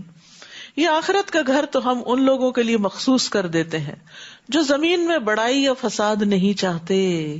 یہ آخرت کا گھر کس کے لیے؟ جو زمین میں بڑائی نہیں چاہتے، تکبر نہیں کرتے، دوسروں کو کنٹرول کرنے کی خواہش نہیں رکھتے اور فساد نہیں کرتے. کیونکہ جب انسان ہمیشہ یہ چاہے کہ میری ہی مرضی چلے اور پتا بھی گھر کا نہ ہلے میری مرضی کے بغیر، تو پھر یہ علو کی خواہش کہ میں ہی سب سے بڑا ہوں، میری ہی سنی جائے، مجھے ہی زیادہ امپورٹنس دی جائے. کچھ لوگ ایسے بھی ہوتے ہیں نا کہ اگر ان کو آپ پوچھیں نا تو ناراض ہو جاتے ہیں. یا یہ کہ بعض خواتین ہی گھروں کے اندر اتنی کنٹرولنگ ہوتی ہیں کہ ان کے شوہر، بچے، بہویں سب ان سے عاجز ہوتے ہیں. تو اس کمزوری سے بھی باہر نکلنا چاہیے. لیٹ گو، کرنے دے لوگوں کو بھی اپنی مرضی، کہ بہت بڑا نقصان نہیں ہوتا. ٹھیک ہے انسان سمجھائے، سب کچھ کرے، لیکن دوسروں کو سانس بھی لینے دے، کچھ سپیس دے، کچھ آزادی دے. اس سے انسان خود بھی راحت میں رہتا ہے اور دوسرے بھی راحت میں رہتے ہیں. اور یہ چھوٹے لیول پر بھی ہے اور بڑے لیول پر بھی. کہیں کسی آرگنائزیشن میں کام کریں یا کسی حکومت کے رکن کے طور پر کام کریں تو دو چیزوں سے پرہیز کرنا چاہیے، ایک بہت بڑا بن کے رہنے کی خواہش اور دوسرے فساد. تو سورۃ القصص کا آغاز فرعون کے ذکر سے ہوا اور اختتام قارون کے ذکر پر ہوا. قصص کے شروع میں فرعون کے معاملے میں اس کی سرکشی کی بات ہوئی اور اس کے علو، اور یہاں پر قارون کے من جاء بالحسنۃ فلہ خیر منہا، جو کوئی نیکی لے کر آئے گا اسے اس سے بہتر نیکی ملے گی. اوپر بھی یہ بات ہو چکی ہے. اور جو برائی لے کر آئے گا تو ایسے لوگوں کو برائیوں کا اتنا ہی بدلہ ملے گا جس قدر انہوں نے کی ہوں گی. ان الذی فرض علیک القرآن لرادک الی معاد، اے نبی بلا شبہ جس اللہ نے آپ پر قرآن نازل کیا ہے وہ آپ کو بہترین انجام کو پہنچانے والا ہے، اپنے وعدے پورے کرنے والا ہے. جس طرح اللہ تعالیٰ نے موسیٰ علیہ السلام سے وعدے پورے کیے، اللہ تعالیٰ آپ سے بھی پورا کرے. ان قصوں کو سنانے کا مقصد کیا تھا؟ آپ کے دل کو تسلی دینا کہ اللہ نے اپنے پچھلے پیغمبروں کے ساتھ بھلائی کا ارادہ کیا تھا اور اللہ تعالیٰ آپ کے ساتھ بھی بھلائی ہی کرے گا، آپ کا انجام بخیر ہی ہوگا. آپ ان کافروں سے کہیے کہ میرا رب خوب جانتا ہے کہ کون ہدایت لے کر آیا ہے اور کون واضح گمراہی میں پڑا ہے، اور آپ کو ہرگز یہ توقع نہ تھی کہ یہ کتاب یعنی قرآن آپ پر نازل کیا جائے گا. یہ تو صرف اللہ کی مہربانی ہے، لہٰذا آپ ہرگز کافروں کے مددگار نہ بنیے. اور ایسا نہ ہونا چاہیے کہ آپ کی طرف سے اللہ تعالیٰ کی آیات نازل ہونے کے بعد کافر آپ کو ان پر عمل پیرا ہونے سے روک دیں. آپ انہیں اپنے رب کی طرف دعوت دیجیے اور شرک کرنے والوں میں شامل نہ ہوں. وَلَا تَدْعُ مَعَ اللَّهِ إِلَٰهًا آخَرَ لَا إِلَٰهَ إِلَّا هُوَ كُلُّ شَيْءٍ هَالِكٌ إِلَّا وَجْهَهُ لَهُ الْحُكْمُ وَإِلَيْهِ تُرْجَعُونَ. اور اللہ تعالیٰ کے ساتھ کسی دوسرے کو الہ مت پکاریں، کیونکہ اللہ کے سوا کوئی الہ نہیں، اس کی ذات کے سوا ہر چیز ہلاک ہونے والی ہے، ہر چیز ختم ہونے والی. کل من علیہا فان ویبقى وجہ ربک ذو الجلال والاکرام. حکم اسی کا چلتا ہے. لہ الحکم وإلیہ ترجعون، اور تم سب اسی کی طرف لوٹائے جاؤ گے. سورۃ العنکبوت. بسم اللہ الرحمن الرحیم. الف لام میم. احسب الناس ان يتركوا ان يقولوا آمنا وهم لا يفتنون. وَلَقَدْ فَتَنَّا الَّذِينَ مِن قَبْلِهِمْ فَلَيَعْلَمَنَّ اللَّهُ الَّذِينَ صَدَقُوا وَلَيَعْلَمَنَّ الْكَاذِبِينَ. بسم اللہ الرحمن الرحیم. الف لام میم. الف لام میم. احسب الناس ان يتركوا ان يقولوا آمنا وهم لا يفتنون. کیا لوگوں نے یہ سمجھ رکھا ہے کہ اگر انہوں نے کہہ دیا ہے کہ ہم ایمان لائے تو انہیں یوں ہی چھوڑ دیا جائے گا اور ان کی آزمائش نہ کی جائے گی؟ یاد رکھیے، جو بھی ایمان لاتا ہے اس کو آزمایا ضرور جاتا ہے، اور ہر انسان پر آزمائش اس کے دین کے مطابق ہی آتی ہے. سعد رضی اللہ عنہ کہتے ہیں کہ ایک مرتبہ میں نے عرض کیا، اللہ کے رسول، سب سے زیادہ سخت آزمائش کن لوگوں پہ آتی ہے؟ آپ نے فرمایا انبیاء پر، پھر صالحین پر، پھر درجہ بدرجہ عام لوگوں پر. انسان پر آزمائش اس کے دین کے اعتبار سے آتی ہے. اگر دین میں پختگی ہو تو اس کی آزمائش میں مزید اضافہ کر دیا جاتا ہے، اور اگر دین کی کمزوری ہو تو اس میں تخفیف کر دی جاتی ہے. نبی صلی اللہ علیہ وسلم نے فرمایا، مومن مرد اور عورت پر جسمانی یا مالی یا اولاد کی طرف سے مستقل پریشانیاں آتی رہتی ہیں، یہاں تک کہ جب وہ اللہ سے ملتا ہے تو اس کا ایک گناہ بھی باقی نہیں ہوتا. وَلَقَدْ فَتَنَّا الَّذِينَ مِن قَبْلِهِمْ. حالانکہ ہم نے ان لوگوں کو آزمایا تھا جو ان سے پہلے گزر چکے ہیں. اللہ تعالیٰ کو ضرور یہ معلوم کرنا ہے کہ ان میں سے سچے کون ہیں اور جھوٹے کون. اس کو تو پہلے سے علم ہے، لیکن اسے اس علم کو لوگوں کے سامنے بھی لانا ہے. یا جو لوگ برے کام کر رہے ہیں وہ یہ سمجھ بیٹھے ہیں کہ وہ ہم سے بازی لے جائیں گے، وہ کیسا برا فیصلہ کر رہے ہیں. یعنی قیامت کے دن ان کے سارے جھوٹ اور خیانتیں گن گن کے جو رکھی جائیں گی ان کے سامنے لے آئی جائیں گی، اور انصاف کے ساتھ ترازو رکھ دیا جائے گا، اور وہ اللہ تعالیٰ سے بھاگ نہیں سکتے کہ وہ ان کو سزا نہ دے. من کان یرجو لقاء اللہ فإن اجل اللہ لآت وہو السمیع العلیم. جو شخص اللہ تعالیٰ سے ملنے کی توقع رکھتا ہے تو اللہ کا مقرر کردہ وقت آنے ہی والا ہے، اور اللہ سب کچھ سننے اور جاننے والا ہے. تو انسان کو اللہ سے ملاقات کی امید پر دنیا میں اللہ کی اطاعت پر سخت محنت کرنی چاہیے کہ اللہ سے ملاقات کا وقت آنے ہی والا ہے. جلد ہی وہ وقت آ جائے گا جب ہم اس کے حضور حاضر ہو جائیں گے. تو اس لیے انسان کو اس بات کو کبھی نہیں بھولنا چاہیے. یہ نہیں سوچنا چاہیے ابھی تو بڑی عمر پڑی ہے، ابھی تو میں جوان ہوں، بڑھاپے میں دیکھ لیں گے. نہیں، جو جس بھی عمر میں ہے وہ اللہ کی ملاقات کی فکر کرے. اور جو شخص جہاد کرے تو وہ اپنے ہی فائدے کے لیے کرتا ہے. اللہ تعالیٰ یقیناً اہل عالم سے بے نیاز ہے، یعنی جو محنت کرتا ہے اس کی محنت کا فائدہ اسی کو پہنچتا ہے. اور جو لوگ ایمان لائے اور نیک عمل کرتے رہے ہم ضرور ان کی برائیاں دور کر دیں گے، اور جو کچھ انہوں نے کیا ہوگا انہیں اس سے بہتر بدلہ دیں گے. تیسری دفعہ یہ بات آ رہی. اور ہم نے انسان کو تاکیدی حکم دیا کہ وہ اپنے والدین سے نیک سلوک کرے، اور اگر وہ اس بات پر زور دے کہ تو کسی کو میرا شریک ٹھہرائے جس کا تجھے علم نہیں تو ان کا کہنا نہ مان. یعنی ماں باپ کی ہر بات نہیں مانی جا سکتی، ماں باپ کی غلط باتوں کو آسان طریقے سے اگنور کر دینا چاہیے. میری طرف ہی تمہیں لوٹ کر آنا ہے، میں تمہیں بتا دوں گا کہ تم کیا کچھ کرتے رہے ہو. یعنی اس کا مطلب یہ ہے کہ دراصل اللہ سبحانہ تعالیٰ کا حق زیادہ ہے ماں باپ کے حق سے، اور والدین کا حق اس کے بعد بہت بڑا ہے. حتیٰ کہ مشرک والدین کے ساتھ بھی صلہ رحمی کرنی چاہیے، اور جو اللہ کے نافرمان والدین ہوں ان کے ساتھ بھی صلہ رحمی کرنی چاہیے. عبداللہ بن ابی جو منافقین کا سردار تھا، اس کا بیٹا عبداللہ سچا مسلمان تھا. تو ایک دفعہ نبی صلی اللہ علیہ وسلم گزرے تو آپ گدھے پر تھے، تو اس کے چلنے کی وجہ سے غبار اڑا. تو بڑی نفرت سے کہتا ہے کہ ابن ابی کبشہ نے ہم پر غبار اڑایا ہے. تو عبداللہ بن ابی کے بیٹے عبداللہ کو بہت غصہ آیا، تو اس نے اٹھ کر کہا کہ اے اللہ کے رسول، اس ذات کی قسم جس نے آپ کو عزت دی ہے، آپ پر کتاب نازل کیا، آپ چاہیں تو میں اس کا سر قلم کر کے آپ کے پاس لے آتا ہوں. آپ نے فرمایا نہیں، بلکہ تم اپنے باپ سے نیکی کرو اور حسن صحبت سے پیش آؤ. یہ ہے ہمارے دین کی تعلیم.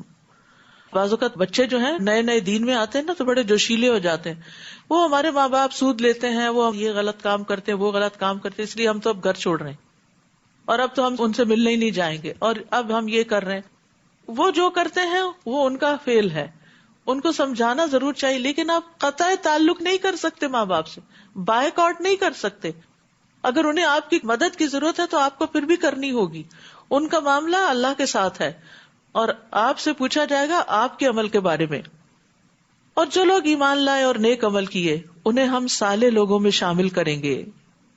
اور لوگوں میں کوئی ایسا ہے جو زبان سے تو کہتا ہے ہم اللہ پر ایمان لائے، مگر جب اسے اللہ کی راہ میں کوئی تکلیف پہنچتی ہے تو لوگوں کی اس ایذا رسانی کو یوں سمجھتا ہے جیسے اللہ کا عذاب ہو. تھوڑی سی مشکل بھی آتی ہے دین کے راستے میں تو اس کو بہت بڑا پہاڑ سمجھ لیتے ہیں. اور اگر آپ کے رب کی طرف سے نصرت آ جائے تو ضرور کہے گا کہ ہم دل سے تو تمہارے ہی ساتھ تھے. کیا سارے جہانوں کے دلوں کا حال اللہ کو بخوبی معلوم نہیں؟ اور اللہ تعالیٰ ضرور یہ دیکھ کر رہے گا کہ ایمان والے کون ہیں اور منافق کون. اور کافر ایمان والوں سے کہتے ہیں کہ تم ہمارے طریقے کی پیروی کرو تو ہم تمہارے گناہوں کا بار اٹھا لیں گے، حالانکہ وہ دوسرے کے گناہوں کا کچھ بھی بار نہیں اٹھائیں گے. یہ سراسر جھوٹے لوگ ہیں. یہ اپنے گناہوں کے بوجھ تو اٹھائیں گے ہی اور ساتھ ہی دوسروں کے بوجھ بھی اٹھائیں گے جنہیں انہوں نے گمراہ کیا ہوگا. اور جو کچھ یہ افطرا کرتے رہے قیامت کے دن اس سے متعلق ان سے ضرور بحث پرس ہوگی. یہ بڑی خطرناک بات ہے کہ انسان کے اوپر صرف اپنے گناہوں کا ہی بوجھ نہیں ہوگا بلکہ دوسروں کے گناہوں کا بوجھ بھی ہوگا جن کو اس نے بھٹکایا ہوگا، گمراہ کیا ہوگا. یعنی جو شخص کسی برے کام کا آغاز کرتا ہے، اس کا رواج ڈال دیتا ہے، تو جو اس کی پیروی کرتے ہیں قیامت تک ان کے گناہ کا ایک حصہ شروع کرنے والے کے حصے میں آئے گا. جیسے عمرو ابن لہئی نے مکہ میں بت پرستی کا آغاز کیا تھا، تو جتنے لوگ بت پرستی کریں گے اس کے بعد اس کو دیکھا دیکھی ان سب کے گناہ کا ایک حصہ عمرو ابن لہئی کے حصے میں جائے گا. ہم نے نوح علیہ السلام کو اس کی قوم کی طرف بھیجا تو وہ 50 برس کم 1000 سال ان کے درمیان رہے، ملینیم. پھر ان لوگوں کو طوفان نے آ گھیرا کہ وہ ظالم تھے. پھر ہم نے نوح کو اور کشتی والوں کو اس طوفان سے بچا لیا اور کشتی کو جہانوں کے لیے ایک نشانی بنا دیا. اور ابراہیم کا واقعہ یاد کرو جب اس نے اپنی قوم سے کہا کہ اللہ کی عبادت کرو اور اللہ سے ڈرو، اگر تم جانو تو یہی بات تمہارے لیے بہتر ہے. اللہ کے سوا جنہیں تم پوچھتے ہو وہ تو محض بت ہیں اور تم جھوٹ گڑھتے ہو، اور جنہیں تم اللہ کے سوا پوچھتے ہو وہ تمہیں رزق دینے کا اختیار نہیں رکھتے. لہٰذا اللہ سے رزق مانگو، اس کی عبادت کرو اور اسی کا شکر کرو، تم اسی کی طرف ہی لوٹائے جاؤ گے. اور اگر تم جھٹلاتے ہو تو تم سے پہلے بھی کئی امتیں اپنے رسولوں کو جھٹلا چکی ہیں، اور رسول کے ذمہ تو صرف صاف صاف پیغام پہنچانا ہے. کیا انہوں نے دیکھا نہیں کہ اللہ کس طرح تخلیق کی ابتدا کرتا ہے، پھر کس طرح اس کو ریپیٹ کرتا ہے، اعادہ کرتا ہے. یقیناً یہ اعادہ اللہ پر آسان تر ہے. آپ ان سے کہیے کہ زمین میں چل پھر کر دیکھو کہ اللہ نے کس طرح مخلوق کو پہلی بار پیدا کیا ہے، پھر اللہ ہی دوسری بار بھی پیدا کرے گا. اللہ یقیناً ہر چیز پر قادر ہے. تو یہ مرنے کے بعد دوبارہ جی اٹھنے اور حساب کتاب کا یقین دلانے کے لیے بات کی گئی ہے کہ اس میں شک نہ کرو. جس نے پہلی بار پیدا کیا وہ پھر بھی کر سکتا ہے، اور یہ قیامت کے آنے پر بہت بڑی دلیل ہے. وہ جسے چاہے سزا دے اور جس پر چاہے رحم کرے، اور تم اسی کی طرف لوٹائے جاؤ گے. اور نہ تم اسے زمین میں عاجز کر سکتے ہو اور نہ آسمان میں، اور نہ ہی اللہ کے سوا تمہارا کوئی حامی و مددگار ہو سکتا ہے. اور جن لوگوں نے اللہ کی آیات اور اس کی ملاقات کا انکار کیا وہ میری رحمت سے مایوس ہو چکے ہیں، اور انہی کے لیے دردناک عذاب ہوگا. تو ابراہیم کی قوم کا جواب اس کے سوا کچھ نہ تھا کہ انہوں نے کہہ دیا کہ اسے مار ڈالو یا جلا ڈالو. پھر اللہ نے اسے آگ سے بچا لیا. یقیناً اس واقعے میں ایمان لانے والوں کے لیے کئی نشانیاں ہیں. نیز ابراہیم علیہ السلام نے ان سے کہا تم نے دنیا کی زندگی میں تو اللہ کو چھوڑ کر بتوں کو آپس میں محبت کا ذریعہ بنا لیا ہے، مگر قیامت کے دن تم ایک دوسرے کا انکار کر دو گے اور ایک دوسرے پر لعنت بھیجو گے، اور تمہارا ٹھکانہ آگ ہوگا اور تمہارا کوئی بھی مددگار نہ ہوگا۔ اب دیکھیے کہ دنیا میں عموماً لوگوں کے باہمی تعلقات اور دوستیاں اور محبتیں کس بنا پہ ہوتی ہیں؟ کسی نہ کسی کامن گراؤنڈ پر ہوتی ہیں۔ کوئی بزنس، کوئی جاب، کوئی ہابی، کوئی اسپورٹ، یعنی کوئی بھی چیز جو کچھ لوگوں کے بیچ میں ایک جیسی ہوتی۔ کچھ لوگ مل کے تاش کھیلتے ہیں، ان کی آپس میں بڑی دوستی ہوتی ہے، کچھ لوگ مل کے کوئی اور گیم کھیلتے ہیں، کچھ لوگ اکٹھے چرچ جاتے ہیں، کچھ اکٹھے مندر جاتے ہیں، کوئی اکٹھے مسجد جاتے ہیں۔ تو لوگ انہی کے ساتھ جا کر ملتے ہیں جن کے طور طریقے ان کو اچھے لگتے ہیں۔ مومن جو ہے وہ دنیا میں کسی سے بھی جو محبت کرتا ہے اس کے پیچھے اللہ کی ذات ہوتی ہے، اللہ کی خاطر۔ وہ دنیاوی اغراض اور مقاصد اور مفادات کی خاطر نہیں محبت کرتا، اور یہی محبت بے لوث محبت ہوتی ہے۔ مثلاً اگر میں کسی سے اس کے مال کی وجہ سے محبت کروں تو یہ محبت کیسی ہے؟ کل کو اگر اس کے پاس مال نہیں رہے گا تو کیا پھر میں اس کو چھوڑ دوں گی؟ ایسا ہی ہو رہا ہے نا دنیا میں۔ آپ کے پاس اچھی جاب ہے، اچھا گھر ہے، آپ اچھی پارٹی ارینج کر لیتے ہیں تو لوگ آپ کے شیدائی ہیں، آپ سے محبت کرتے ہیں۔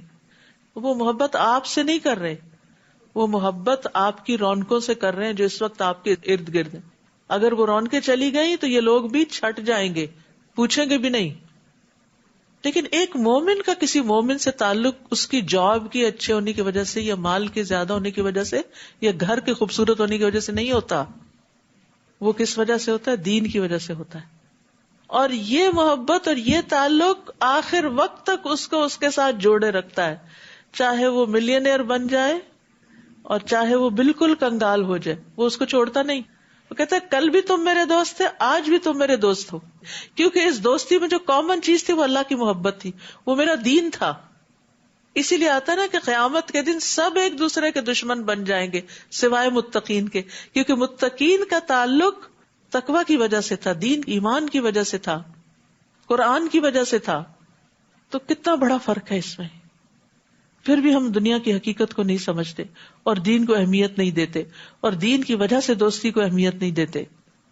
آپ دیکھیے ہمارا جو لائف سٹائل ہے نا، جب ہم لوگوں سے معاملہ کرتے ہیں اس سے ہماری پہچان ہوتی کہ ہماری پرائرٹیز کیا ہیں، یعنی ہم کن چیزوں کو پریفر کرتے ہیں۔ اب جو رشتے کے لین دین کی بات ہو تو عام طور پر کسی کا دین کم ہی دیکھا جاتا ہے، یہ دیکھا جاتا ہے کہ کیا وہ سسٹین کر سکتا ہے۔ ٹھیک ہے، دیکھنا چاہیے کہ لڑکا ذمہ داری اٹھانے کے قابل ہو، لیکن بعض اوقات ایسا بھی ہوتا ہے کہ کوئی دنیاوی اعتبار سے بہت اسٹرانگ نہیں بھی ہوتا لیکن دین میں بہت آگے ہوتا ہے۔ خاص طور پر وہ لڑکے جو دین سیکھنے کے لیے بعض اوقات اپنا کیریئر بھی داؤ پہ لگائے ہوئے ہوتے ہیں کہ لیٹر آن اس میں کام کر لیں گے، ابھی کچھ سال زندگی کے ہم اس کام کے لیے وقف کریں۔ ایسے لڑکوں کی بعض اوقات نیک طبیعت اچھی معقول لڑکی سے شادی ہونا بہت مشکل ہو جاتا ہے، کیونکہ ماں باپ دینا نہیں چاہتے۔ کیوں؟ کیونکہ دنیا نہیں ہے۔ تو جو دین کو سامنے رکھ کے تعلق قائم کرے گا اس کو رزق بھی مل جائے گا۔ کہتے ہیں نا کہ رزق انسان کو اس طرح ڈھونڈتا ہے جیسے موت انسان کو ڈھونڈتی ہے۔ رزق اللہ کے ہاتھ میں ہے۔ ہاں امتحان ہو سکتا ہے، وقتی طور پہ تنگی ہو سکتی ہے، لیکن اللہ تعالیٰ اس تنگی کو بھی دور کر دے گا۔ تو دیکھنے کی بات یہ ہے کہ انسان کی پرائرٹیز کیا ہے، آخرت کو اپنی اہمیت دیتا ہے یا صرف دنیا کو۔ اگر صرف دنیا کو دیا تو قیامت کے دن ایک دوسرے کا انکار، انسان کہے گا کہ میں نہیں جانتا اس شخص کو، اور ایک دوسرے پہ لعنت، اس نے تو مجھے بہکا دیا تھا، یہ غلط کام کرتا تھا، اس نے مجھے بھی اپنے راستے پہ لگا دیا تھا۔ اب بچوں کو سگریٹ اور نشے کی عادت کہاں سے پڑتی؟ گھر سے تو نہیں ہوتی، باہر سے یہ لت لے کے آتے ہیں نا۔ دوستی کا اثر ہوتا ہے تو بری کمپنی کا اثر ہوتا ہے۔ پس لوط ابراہیم پر ایمان لے آئے اور ابراہیم نے کہا میں تو اپنے رب کے حکم کے مطابق ہجرت کرنے والا ہوں، وہ یقیناً سب پر غالب اور حکمت والا ہے، اور ہم نے انہیں اسحاق اور اسحاق سے یعقوب عطا کیے۔ اب دیکھیے جب اللہ تعالیٰ حضرت ابراہیم کی اولاد کا ذکر کرتے ہیں تو پوتے کا بھی ساتھ ہی کرتے ہیں، اور انہی کی اولاد میں نبوت اور کتاب رکھ دی، دین کے لیے قربانی کی۔ آپ دیکھیں کہاں تک خیر گئی، اور ہم نے دنیا میں بھی انہیں اجر عطا کیا، اور آخرت میں وہ یقیناً صالح لوگوں میں سے ہوں گے۔ اور لوط کا واقعہ یاد کرو جب انہوں نے اپنی قوم سے کہا تم ایسی بدکاری کے مرتکب ہو رہے ہو جو تم سے پہلے دنیا والوں میں سے کسی کی نہیں تھی. یعنی یہ برائی انہی کی قوم سے شروع ہوئی تھی, اس سے پہلے یہ برائی نہیں موجود تھی. کیا تھی برائی؟ کیا تم لوگ شہوت سے مردوں کے پاس جاتے ہو, یہ ایک برائی. دوسری, راہزنی کرتے ہو, مسافروں کو لوٹتے ہو, کتنا بڑا ظلم. اور اپنی مجالس میں برے کام کرتے, اوپنلی برے کام کرتے تھے اپنے کلبز کے اندر. وَتَأْتِينَ فِي نَادِيكُمُ الْمُنْكَرَ, نادی کہتے ہیں کلب کو, یعنی بے حیائی کے کام سب کے سامنے. تو اس کی قوم کا اس کے سوا کوئی جواب نہ تھا کہ انہوں نے کہہ دیا اگر تم سچے ہو تو ہم پر اللہ کا عذاب لے آؤ, دھمکی دی.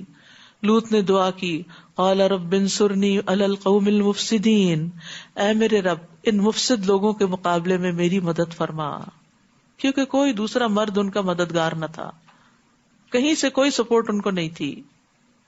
وَلَمَّا جَاءَتْ رُسُلُنَا إِبْرَاهِيمَ بِالْبُشْرَى, اور جب ہمارے بھیجے ہوئے فرشتے اسحاق کی بشارت دے کر ابراہیم کے پاس آئے تو کہنے لگے کہ ہم اس بستی کو ہلاک کرنے والے ہیں کیونکہ اس کے باشندے ظالم ہیں.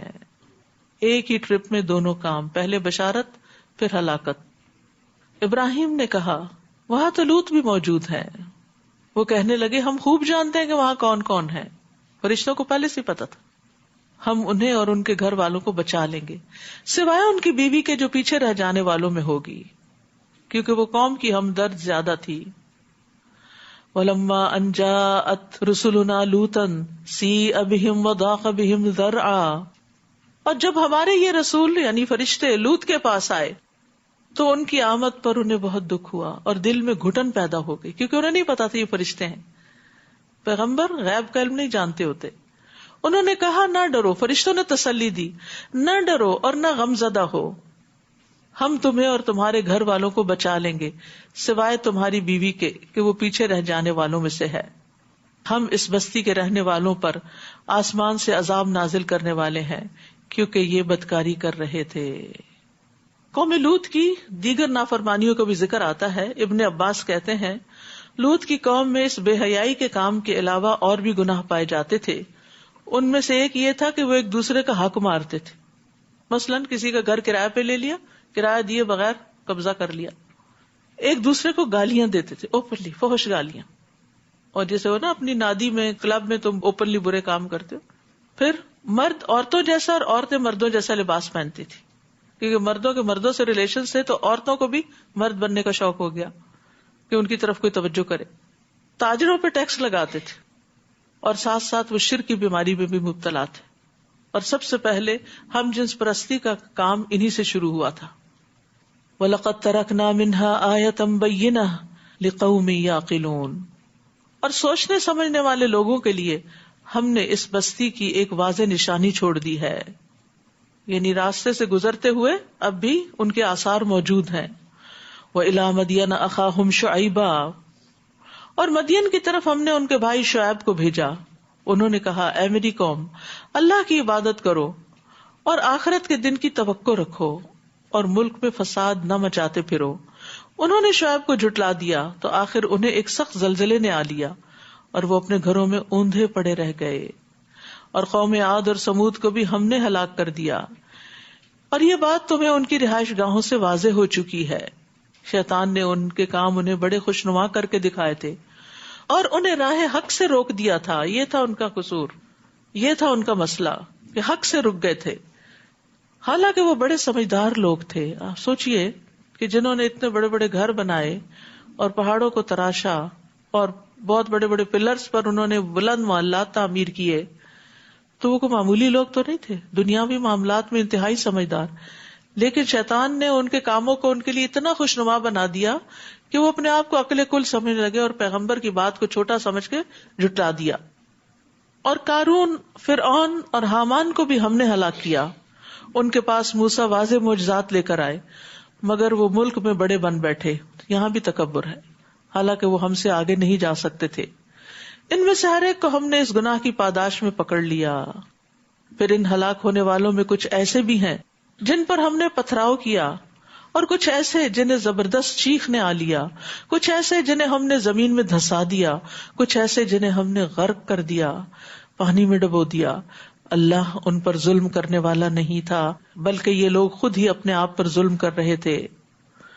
مثل الذین اتخذوا من دون اللہ اولیاء کمثل العنکبوت اتخذت بیتا وان اوہن البیوت لبیت العنکبوت لو کانوا یعلمون.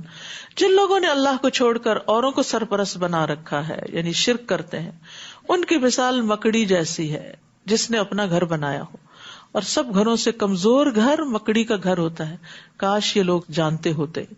یعنی مکڑی کے اندر ایک ایسا مادہ پیدا ہوتا ہے جو اس کے منہ سے نکلتا ہے تو ایک باریک دھاگا بنتا ہے جو بال سے 20 گنا زیادہ باریک ہوتا ہے.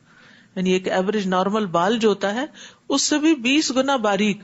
اب اس باریک دھاگے سے جو گھر بنتا ہے اس کو کون سہارا دے سکتا ہے اور کون اس کو تباہ ہونے سے بچا سکتا ہے؟ اسی لیے کہا کہ غیر اللہ کے سہارے مکڑی کے گھر سے بھی زیادہ کمزور ہیں. وہ تمہیں نہیں سنبھال سکتے، تمہیں نہیں سہارا دے سکتے.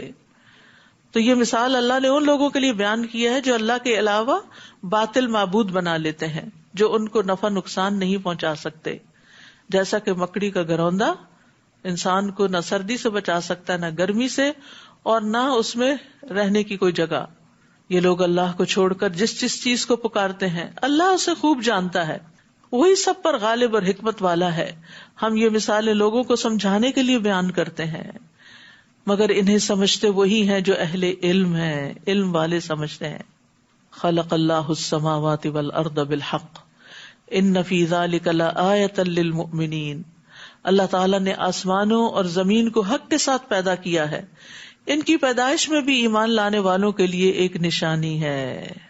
وآخر دعوانا ان الحمد للہ رب العالمین. سبحانک اللہم وبحمدک اشہد ان لا الہ الا انت استغفرک واتوب الیک. السلام علیکم ورحمۃ اللہ وبرکاتہ.